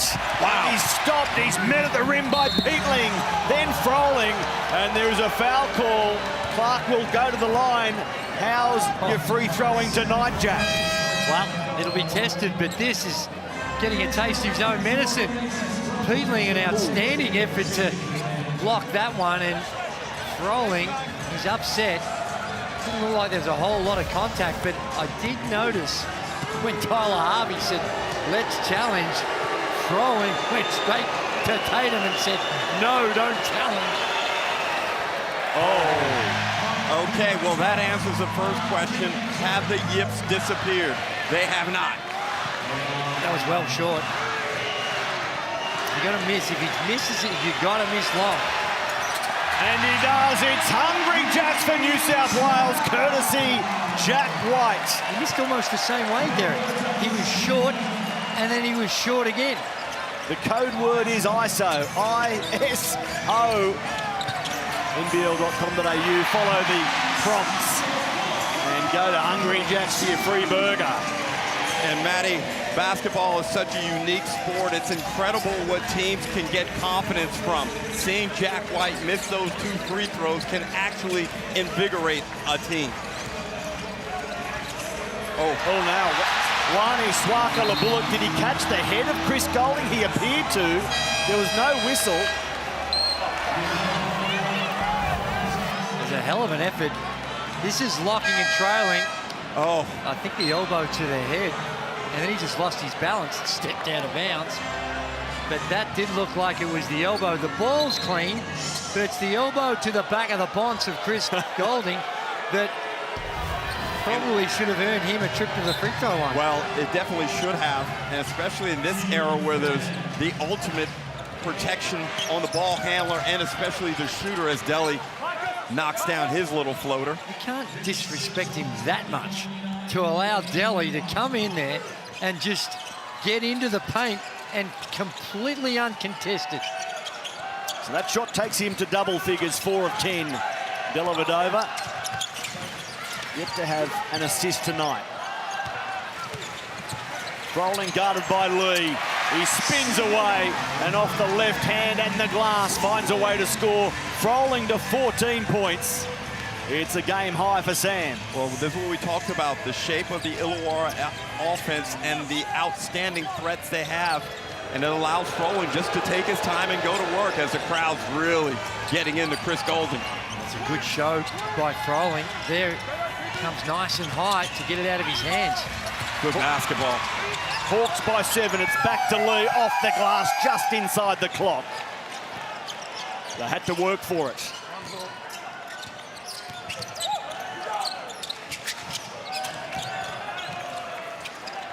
Tyler Harvey electing to use Kell, and now Froling. Just keep going back to his left. Sometimes he'll go with his right, spins back to his left. I think they got to take the odds to him going right a few times, even though he missed that last one going left. Back into the third quarter. Tanner Krebs, gee, shown us his 3-ball tonight. The 39% perimeter shooter. Tanner Krebs playing a lovely role. 9 points, all of them come from the land of plenty. Hasn't missed. Hill trying to get away from Golding unsuccessfully. Wani Swaka-Labullock off the mark. Well, United have done a really good job in not allowing Trey Kell to find his rhythm. And Andrew, he doesn't look as aggressive as we see him be when things are cooking, as Delhi misses from deep. Probably not the best shot given the context. Well, the ball is just not moving as much for the Illawarra Hawks, and as such, they make wholesale changes. Harvey, Froling, Swaka-Labullock check out. Well, on Wednesday, Game 2. We're back to John Cain Arena in Melbourne. After full time here, thanks to basketball.com.au. Felix, Leonard and Pools will review this game and look forward to Game 2. Youngjung Lee's looking forward. Another three-pointer for the South Korean. Andrew, it amazes me how he continues to get a shot off on the first possession after he enters the game. As Bowen says, I can match you. He can't on that attempt. And then a steal by Will Hickey. Spotting Lockie Olbrich, cutting baseline, but the youngster couldn't finish. I don't think he realised how open he was. He rushed it a little. Oh, Lowe just pushed it. Olbrich square in the chest. Referees missed it. Bowen off the glass. Little warning there from Nico Fernandez for Rob Lowe, so maybe they didn't miss it. Well, speaking of miss, Olbrich's got to get that ball, gather, and dunk, Andrew.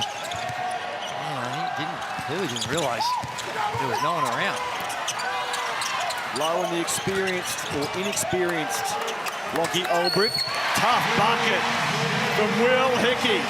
The two will count. The foul was off the ball on Lockie Olbrich. This battle between Lowe and Olbrich is going up a few gears. It was not a smart play by Lowe because he just pushed someone in the chest down the other end. He got a warning and couldn't really see it on that occasion. So you know the officials, oh yeah, you can't do that. Come on. You just can't do that. Now we know he is inclined to go this way, Andrew. We've worked a couple of games throughout the course of the season where he gets excessively physical, and now he's been nailed with an unsportsmanlike foul. And that was well-deserved. Well, it was, and he just, I don't know what was going through his head. Just raises the elbow, puts it into the neck of Olbrich, and it was right in front of the officials. Impossible for them to ignore. And it was almost like he was hunting a foul. And Matty, they're back in the game, so I don't understand why he would feel the need to go in that direction with his conduct. Olbrich, a 54% free throw shooter, makes one of two. Further to that, Derek, you know, he's an international representative. He's a tall black. He's played at New Zealand, Cairns, now in his second year at Melbourne, an experienced campaigner at 33 years of age. He knows about big game moments. And that moment there got away from him. Will Hickey can't really rub it in. Now Shaili fouled by Days. And Justin Tatum made a mental note of the impact that small lineup had in the first half. That looked kind of clean, Andrew. It is. They've caught it with the body for the push, not for the hands. Now, boys, I know you're all social media'd up, the NBL social media channels. The best way to keep up to date with everything that's happening around the league, be it TikTok, Instagram, Facebook, X, Snapchat. Follow at NBL Now and get closer than you ever have before. Jumping on the website and checking out Derek Rucker's ratings for each player after each game. Correct. That's going to be interesting, and now it's an offensive foul. And it looks like it's Black number 2, block, offense. And Shaili's having some words down towards the Hawks guys as Youngjung Lee set the screen. And Andrew, you didn't think it was... They're always hard. How much did he move? And certainly not Shaili off balance, so probably deserves a whistle.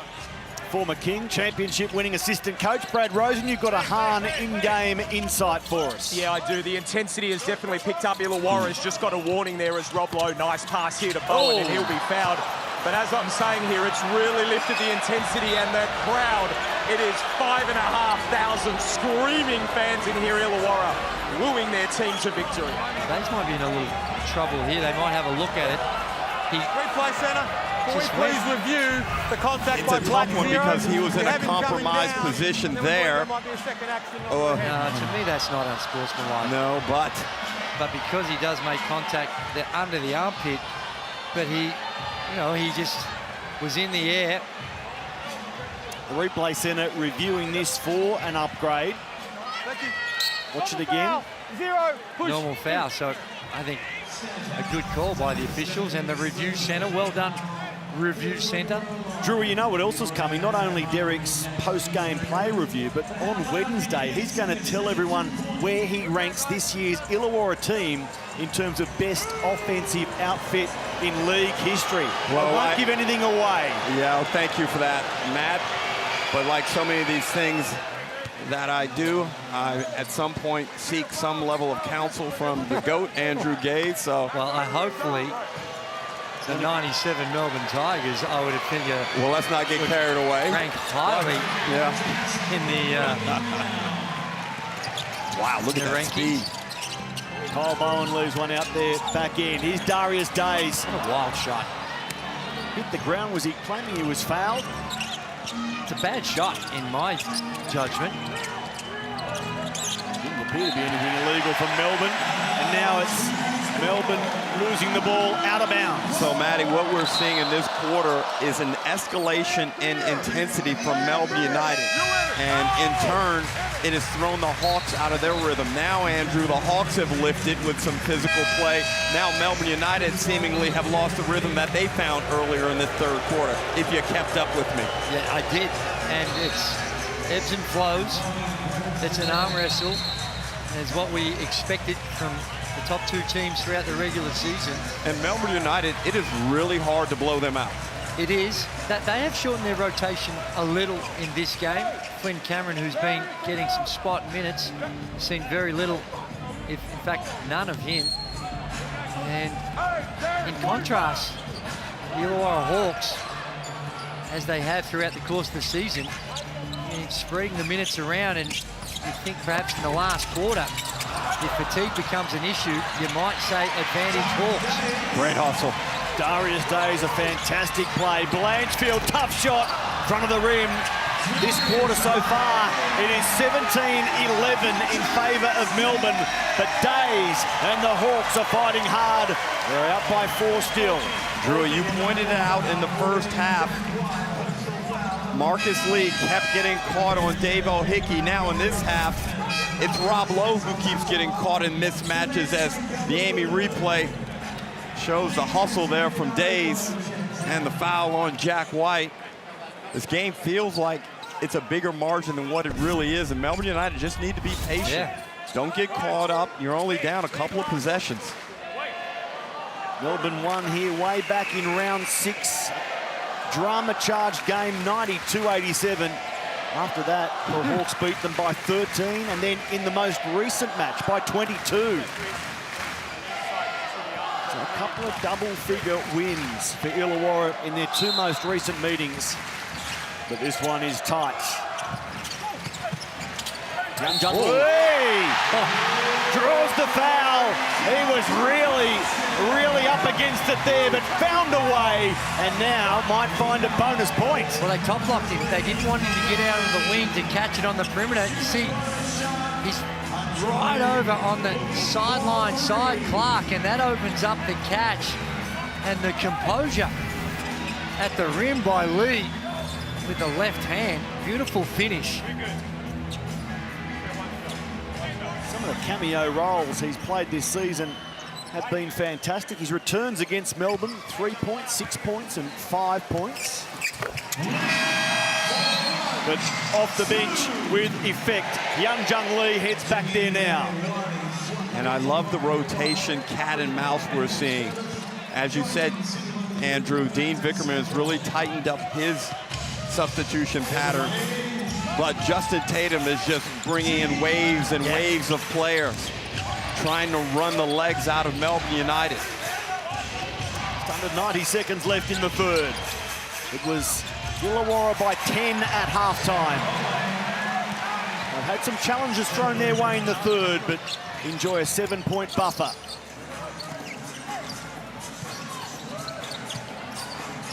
Rolling to Blanchfield.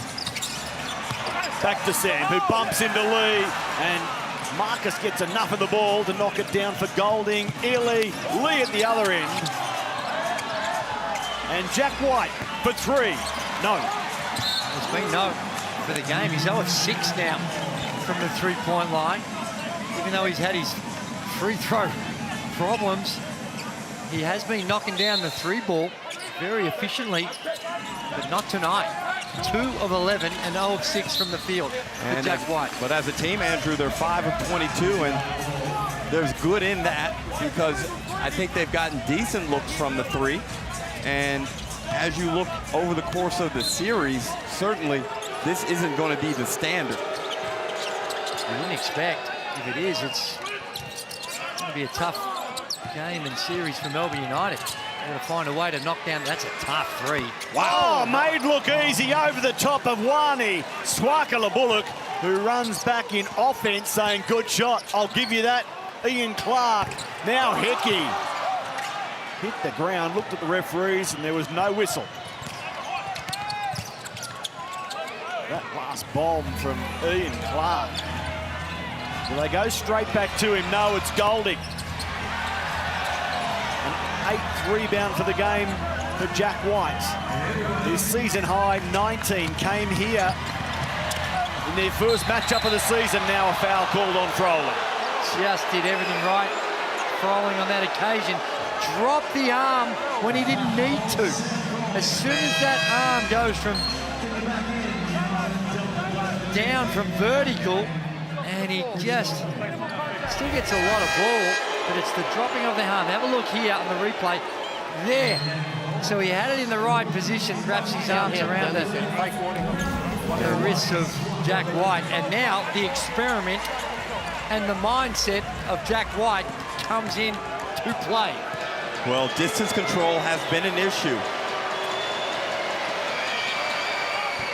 And still is. But that is, no miss is a good miss right now, but the fact that it was long is encouraging because he's been missing him short. He was a 60% free throw shooter through the season. He's had a tough time in the postseason, but there's one. I think it was a little higher than that. It's just that his numbers throughout the playoffs have dropped him off. Here's Blanchfields. And that is the way we'll hit three-quarter time with one shot between the 2 top seeds. Illawarra's 10-point lead at halftime has been trimmed to 3. Hawks 67, Melbourne 64.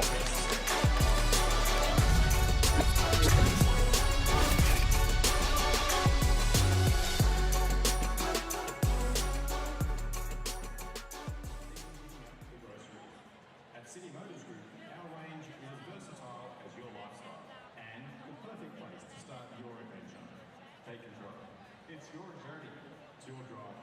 With City Motors Group, we rise together.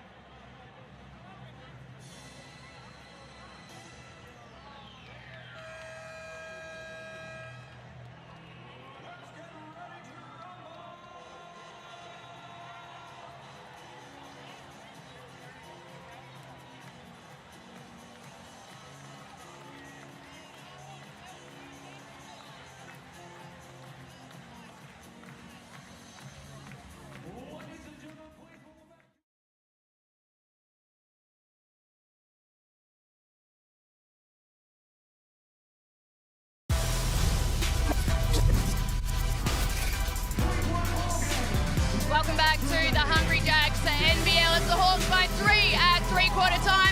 Jack White said it at the half. It's United's defence. They needed to tighten up and they made some adjustments, closing the gap to just 3 with 10 to play. Brad, what's the response going to be from the Hawks? Well, Coach Tatum was very upset at the shot selection. He said it was absolutely horrific. He said we have to stop the one-on-ones and get back to getting touches in the paint. And he was looking at Sam Froling, who's got the ball now, or penetration and kick-outs for the 3. Instead, Froling throws it into the arms of Melbourne United, who are called for the foul. Thank you, Brad. Thank you, Joe. When it comes to the final quarter here, Trey Kell the third, Tyler Harvey, 9 points combined for the game. They didn't score in the third quarter. Well, on top of that, if you're a Hawks fan, the thing that'll make you nervous is the rebound count as well. It's 42 to 31. That's a decisive advantage to Melbourne United. And the other thing that will make you nervous is the fact is Melbourne United is winning the battle of points in the paint. So those two key statistics almost make up for the poor three-point shooting by Melbourne United, and it's a one-possession game. Golding 4 points for the game, only 2 points in the third quarter. So there's some noted scorers, some great shooters down on their regular output. Cameron Trigard had a great line. Who's going to strap on the avocados and own this final quarter? Harvey, Kell, Golding, or somebody else? Trey Kell. Ooh, wow. Well wide of the mark.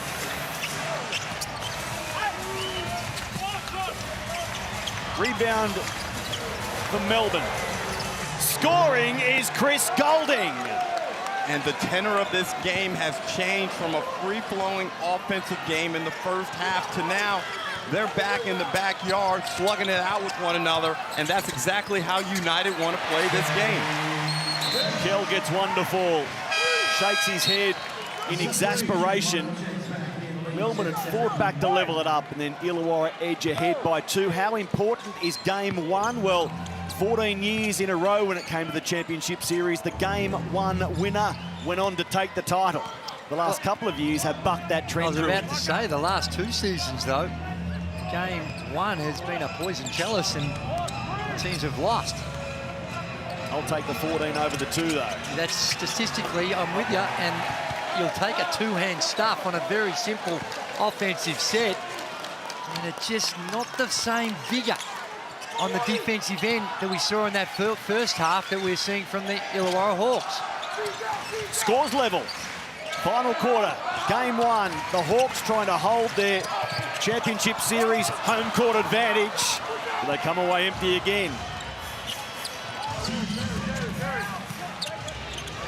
Melbourne have led for 1 minute and 15 seconds in this game. Can they find the front here via Matthew Dellavedova? The answer is a big yes. Good offensive basketball and a great pass from Rob Lowe to set up the backdoor cut and the kick out. Rolling. Guarded by Lowe. Oh, tough bucket, but Sam Froling gets it to go. And you look at Trey Kell's numbers, 2 of 10 for only 4 points, Andrew. And being in this position, he's got to somehow find the resilience and the persistence to continue to be aggressive. It's a combination of him and also... Oh, Chris Golding is catching fire. Heat alert in the gong. Chris Golding forces a timeout on Justin Tatum, and Melbourne United go out by 4. He had only 4 points to three-quarter time, and you wondered which sharp shooter would get going first. Maybe the answer is in front of our eyes. Well, they run the stuff for him, and they stayed to it despite the fact that his first half was punctuated by the foul trouble. And if he gets enough looks, if he gets clear vision at the hoop, he has a real good chance of knocking those jumpers down.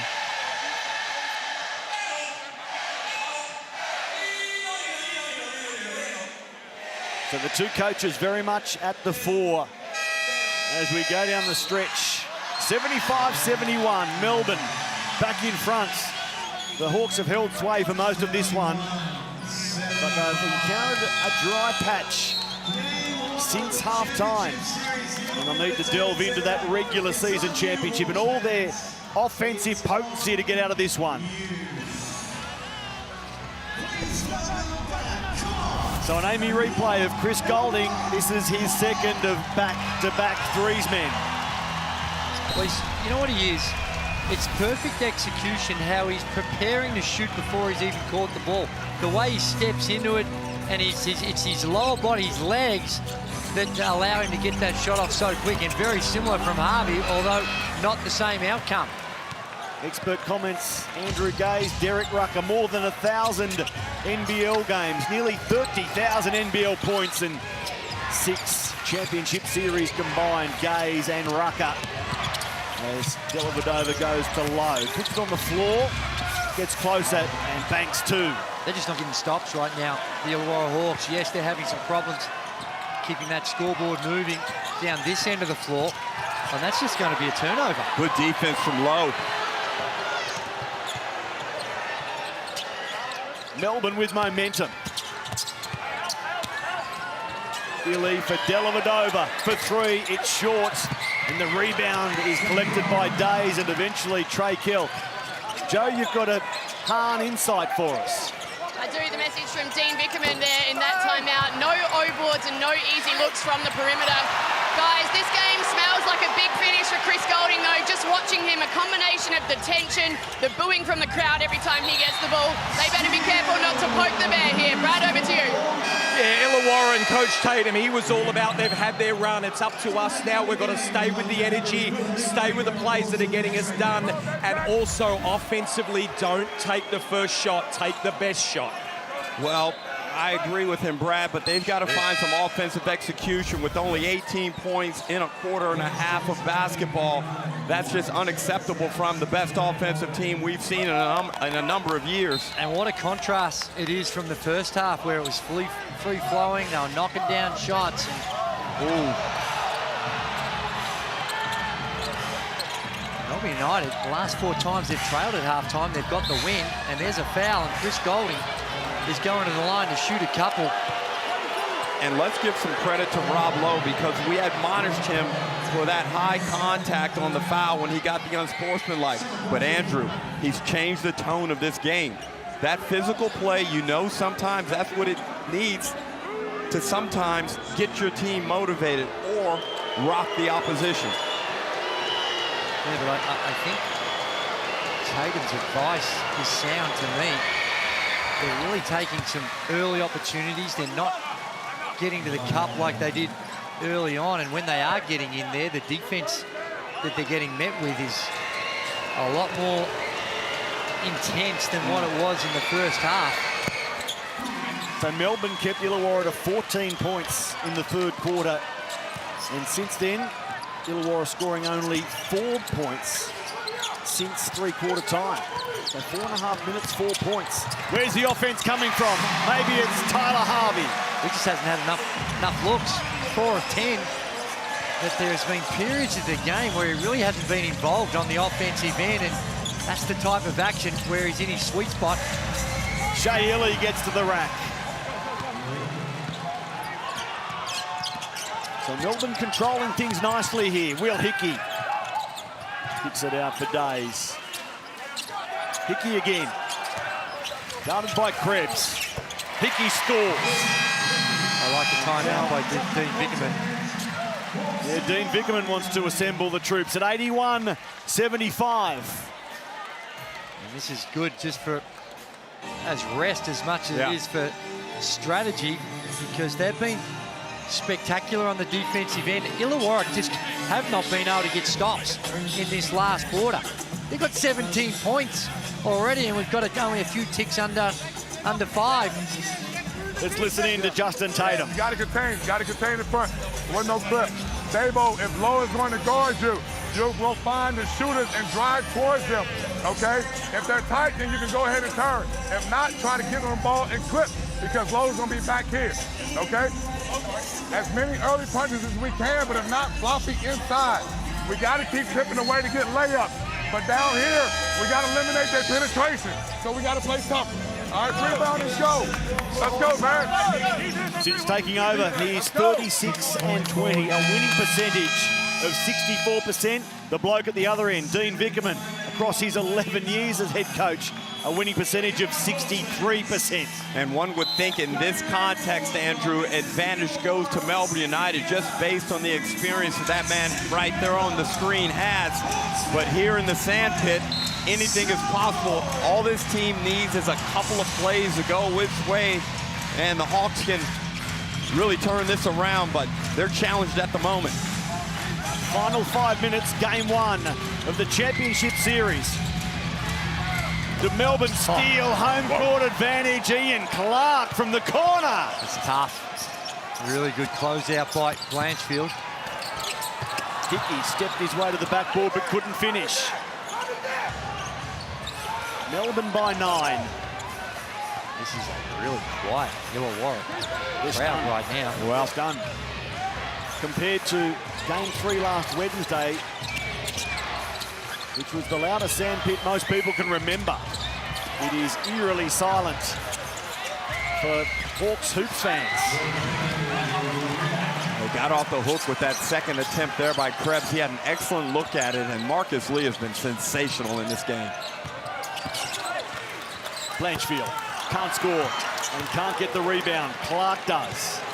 And Marcus Lee is guarding Hickey, and they're just daring him to shoot the 3-ball. They're conceding him from the 3-point line.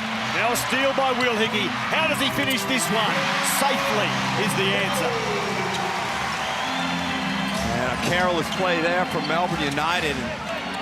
But he's got to be cautious about working the clock too much. Yeah, you can be out here and trying to make sure you nurse this lead home, but you don't want to go negative. Now Clark pulls up, misses. Hickey the rebound. So Will Hickey, 5 boards. Swani Swaka-Bullock fills it up for 3. And just like that, a quick turn of events. And now we've got a 4-point game, and Dean Vickerman has to go to the Tangerine timeout. Nice penetration. We know Swaka-Bullock is a much improved 3-point shooter. Plenty of time left in this one now. 11 points for Wani on 4 of 6 shooting, including 2 triples.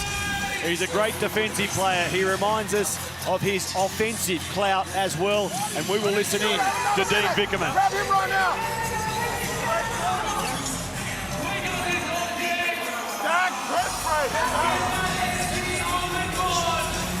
Hey, these last few possessions, we've even struggled to get it over the half right now. Make sure there's a push.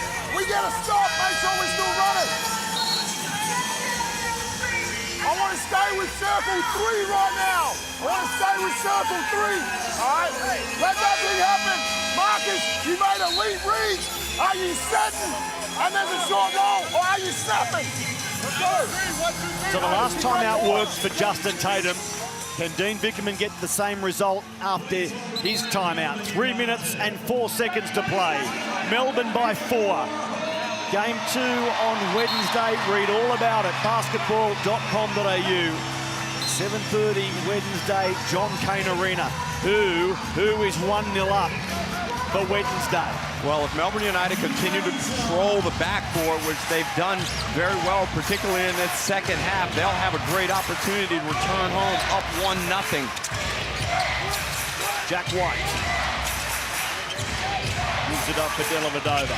Shot clock for 3. Delhi has to shoot off the mark. Hickey gets the rebound. And now the crowd's a bit louder.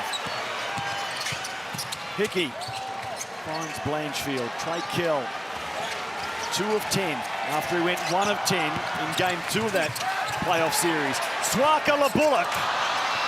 And the rebound is fantastic by Marcus Lee. Lee has 14 rebounds for the game. To go with 14 points, it's a huge double-double. Golding to Dellavedova. This time it's good for Matthew Dellavedova. He points the finger at Chris Golding and says, thanks for the dime back, brother. Derek, I'm a little surprised that Tyler Harvey is not featuring right now, because you need shot makers out there when you're trying to play catch-up. And here you can see what they're doing with Hickey, and somehow or other, he throws a high arcer. And Harvey will check in at the next dead ball. But I agree with you, Andrew.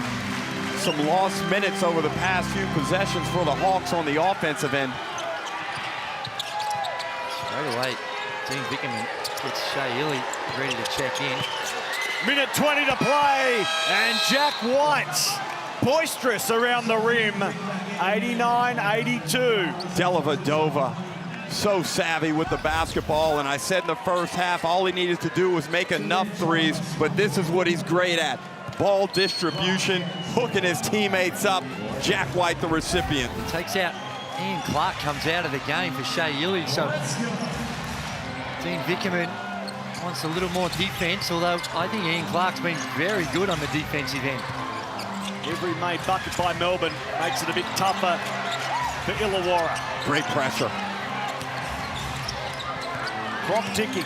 Single figures now. Will Hickey, guarded by Lee, shoots over the top, misses, and it will be Melbourne ball. They don't need to challenge it. I think in the last 2 minutes they're going to check it anyway, but it looked like it came off Trey Kell. You're right, automatic inspection in the final 2 minutes by the replay center. And brilliant coaching by Dean Vickerman. He has made Illawarra's offense all about Will Hickey. You've seen a number of possessions where Hickey's been in ISO. He's reluctant to stop and pop the three ball. But Dean Vickerman has rolled the dice here and said, Hickey beat us. And in the first half, when we saw Lee trying to guard him, as we take a look at the replay, Lee was a lot higher and gave Hickey a running start at him. But now Lee's almost just like a one-man zone as he's trying to protect the paint, and he can meet him at the rim. You said it, Derek. Great press by Melbourne. Illawarra's lowest score of the season is 79. They're not far from that, with 82 points on the board. They've been to 120 times. 15 double-figure wins for Illawarra. Only one double-figure loss, and even that's on the radar at this stage. Well, 51 points in the first half, and what do they have? 29 in the second. It's just been a transformation after the halftime break, with the way in which Melbourne United have been able to lock up the scoring of the Illawarra Hawks. Ball got real sticky, and that also made it harder to spread the floor and create those driving lanes that were there early on in the first half. Really, with a 7-point margin right now, it has to be an implosion by Melbourne United to cough this one up. And when you look at the battle of the backcourts, which was a key feature coming into this game, a lot of conversation about the power of the Hawks' two import guards versus the Melbourne United quartet. And clearly, this matchup in game one has gone to Melbourne United's guards. Now, there's a foul on Golding.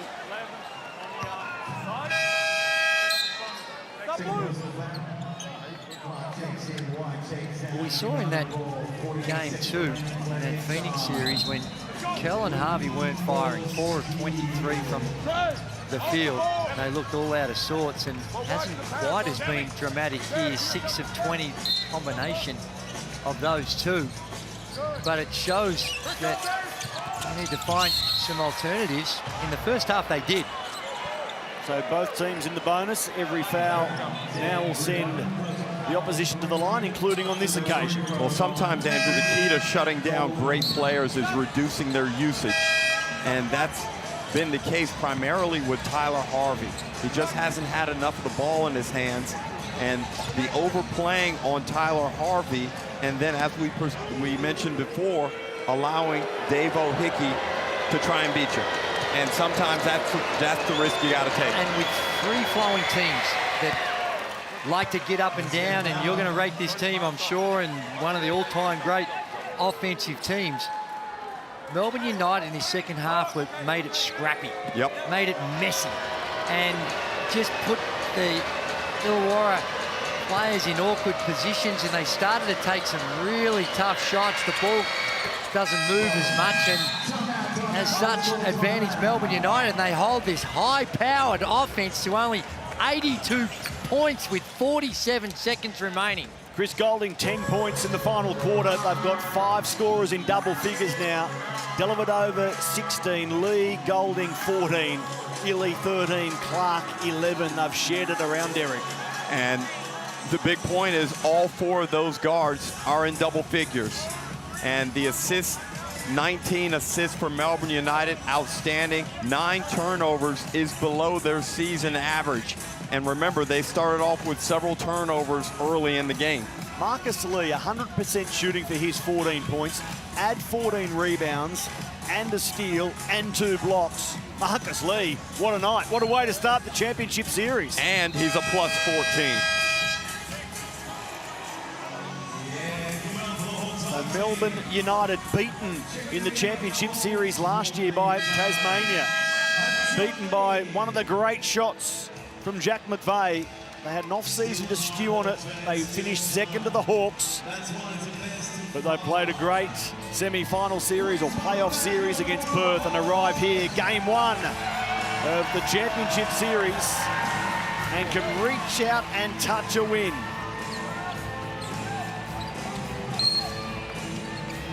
Jung Lee with the inbound.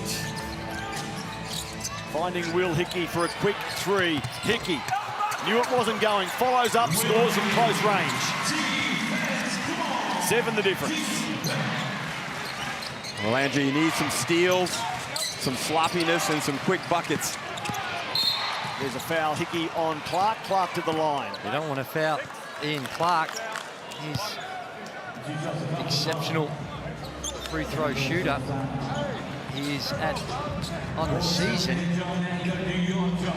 at 88.1% from the field, from the free throw line. Correct, and yeah, so that makes him one of the worst choices out there on the floor. You really want to try and funnel the ball, if possible, to Marcus Lee and get after him quickly. And from there, it probably goes Illy, Dellavedova in that order. He's been an 88% free throw shooter through his 88-game NBL career. So really is showing us that strike rate, 93-84. Blanchfield, short. Lee, another rebound, number 15. When it comes to boards for Marcus Lee. And there's another foul. So Melbourne will walk the floor, shoot more free throws, and Lee can celebrate quite the performance. And it's so interesting just observing the change in the emotion around this series already as we still sit in this building, Andrew. Most people felt if Melbourne United were to have a probable chance of winning, they had to get game 1. Well, that's true. And although the last 2 seasons, I should say, in the championship series, the winner of game 1 has lost. It was a team, though, that was playing the others on their home court. So an away loss. Okay, you're disappointed, but a home loss, you give back home court advantage to Melbourne United. It's a little more significant. Here's Blanchfield off the glass. Marcus Lee, career high 15 boards. Last year at Tasmania, he had 13 rebounds twice against New Zealand and at Sydney. But he's gone past that mark this afternoon. So the last 20 seconds, the last minute of the game will drag out as Illawarra play the foul game. How big a correction is required, men? What sort of mental dent will this defeat make? Those questions will be answered on Wednesday, but all of a sudden, the regular season champs have a bit of work to do. They do, but they do have a little bit of time. It's a take a rest tomorrow, perhaps go through their video review and get a good session in on Monday to try and rectify some of their problems. But you look at the way Illawarra played in that first half, and you say there's a lot to like about that. And how you correct the problem, they needed that system when things were being taken away from them in the second. And let's keep in mind, coming out of the halftime break, Dean Vickerman changed his lineup. And they got a great spark and a great start to the third quarter and reduced the lead down to 4 pretty quickly. Then, Andrew, they were able to regulate their style of play, go back to their original game plan, and now we see the result. If they can play to their game plan, they have a very good chance of getting away and winning this series. And they've been completely spifflicated on the boards as well. 50, including 14 offensive rebounds for Melbourne United, as opposed to 36 with only 8 offensive rebounds for the Hawks. And in the regular season games, it was those who dominated the boards had the advantage. And Illawarra is first in the league for rebounding coming into the night. They led the league in rebounds per game. So it's a department where they have owned other teams, not been owned like they have been tonight. So Illawarra 12-4 coming here tonight at home. They're about to go 12-5. The only team to win at the Sandpit twice this season, Melbourne.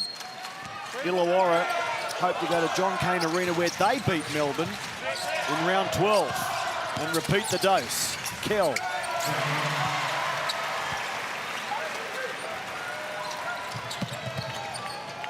So Matthew Dellavedova with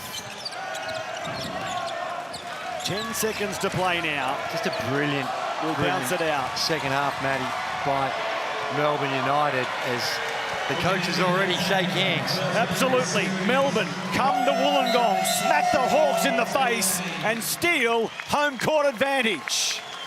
The second seed with an upset in game 1 to tip this championship series on its head. Well, a fantastic performance in the second half from Melbourne United. They find the defensive key to locking down this high-scoring Illawarra Hawks team. They get their stars involved. Clark, Golding, Dellavedova, and Marcus Lee with a surprise starring appearance in game 1. And particularly in the first half, where he really set the tone and made the Illawarra Hawks adjust their defense. And although they went into that halftime break down, they weren't down as much as that they could have been if not for the work of Marcus Lee. Chasing back-to-back championships after celebrating with the Jack Jumpers last year. Comes back to Melbourne United for his second stint. And Marcus Lee owns the stats. 14 points, 15 rebounds, a steal and 2 blocks. And now the focus shifts back to the Illawarra Hawks. How do they respond to the adversity and the disappointment of dropping this first game here at home? Joe is standing by with the tower of strength for Melbourne tonight, Joe. I certainly am. He's the Foot Locker player of the game, Marcus Lee. Marcus, a great performance for you guys. Game 1 of the series in the bag, on the road. How important is that for this series and the resilience that you guys showed tonight? They're a really great team, so we had to throw a punch first, but we knew it was going to be a long process, and we trusted our process the whole way through. What about for you? 14 and 15, 100% from the floor. What was the key for you taking control out there tonight? We saw the last series where we struggled a little bit on the rebounding. I took it personally. I knew my team needed me, and I had to get their back. Well, congratulations on the win. Awesome. We'll see you for game 2. Thank you. The man with the most blocks per game has 2 of them tonight, but it's his point scoring and his rebounding which helped Melbourne own the second half, Derek. That's right, and in particular, the defense was outstanding, and they did a number on the glass and in points in the paint. This man had 18 points. He's standing by with Brad Rosen. Yeah, that's right, Matty. Delhi, 18 points, 7 rebounds. Looked like you came out from tip-off ready for this one. Yeah, I mean, it's a great environment to play in. We knew it was going to be tough. They're a really good team with a lot of weapons, and I thought we did a good job for the most part defensively. Now, someone that's played at the highest level in Game 7s, what does it mean to win the first game of a series? I mean, it's great to get one on the road, but I mean, there's such a long way to go. We know there's a lot of things we can clean up and areas we can get better in. What did you think was the change at halftime? Obviously going in, I think it was down 10 coming out and really kept them to a low score. Yeah, I think 14 points in that third quarter, 5 stops to start the third, and I think we just really dug in, stayed down. We're at good levels in the pick and roll. Good job helping off the ball, and then they're a team that really likes to crash the board. So for the most part, we did a good job there. Thanks so much, mate. Good luck game 2. Appreciate it. Such a decorated basketballer, Matthew Dellavedova. Is this the year he adds an NBL championship to his resume? Marcus Lee certainly hopes so. After the break, Felix von Hoff, Leonard Copeland and the team. Peter Hurley will wrap up. A great night for Melbourne. Game 1 of the championship series goes to United.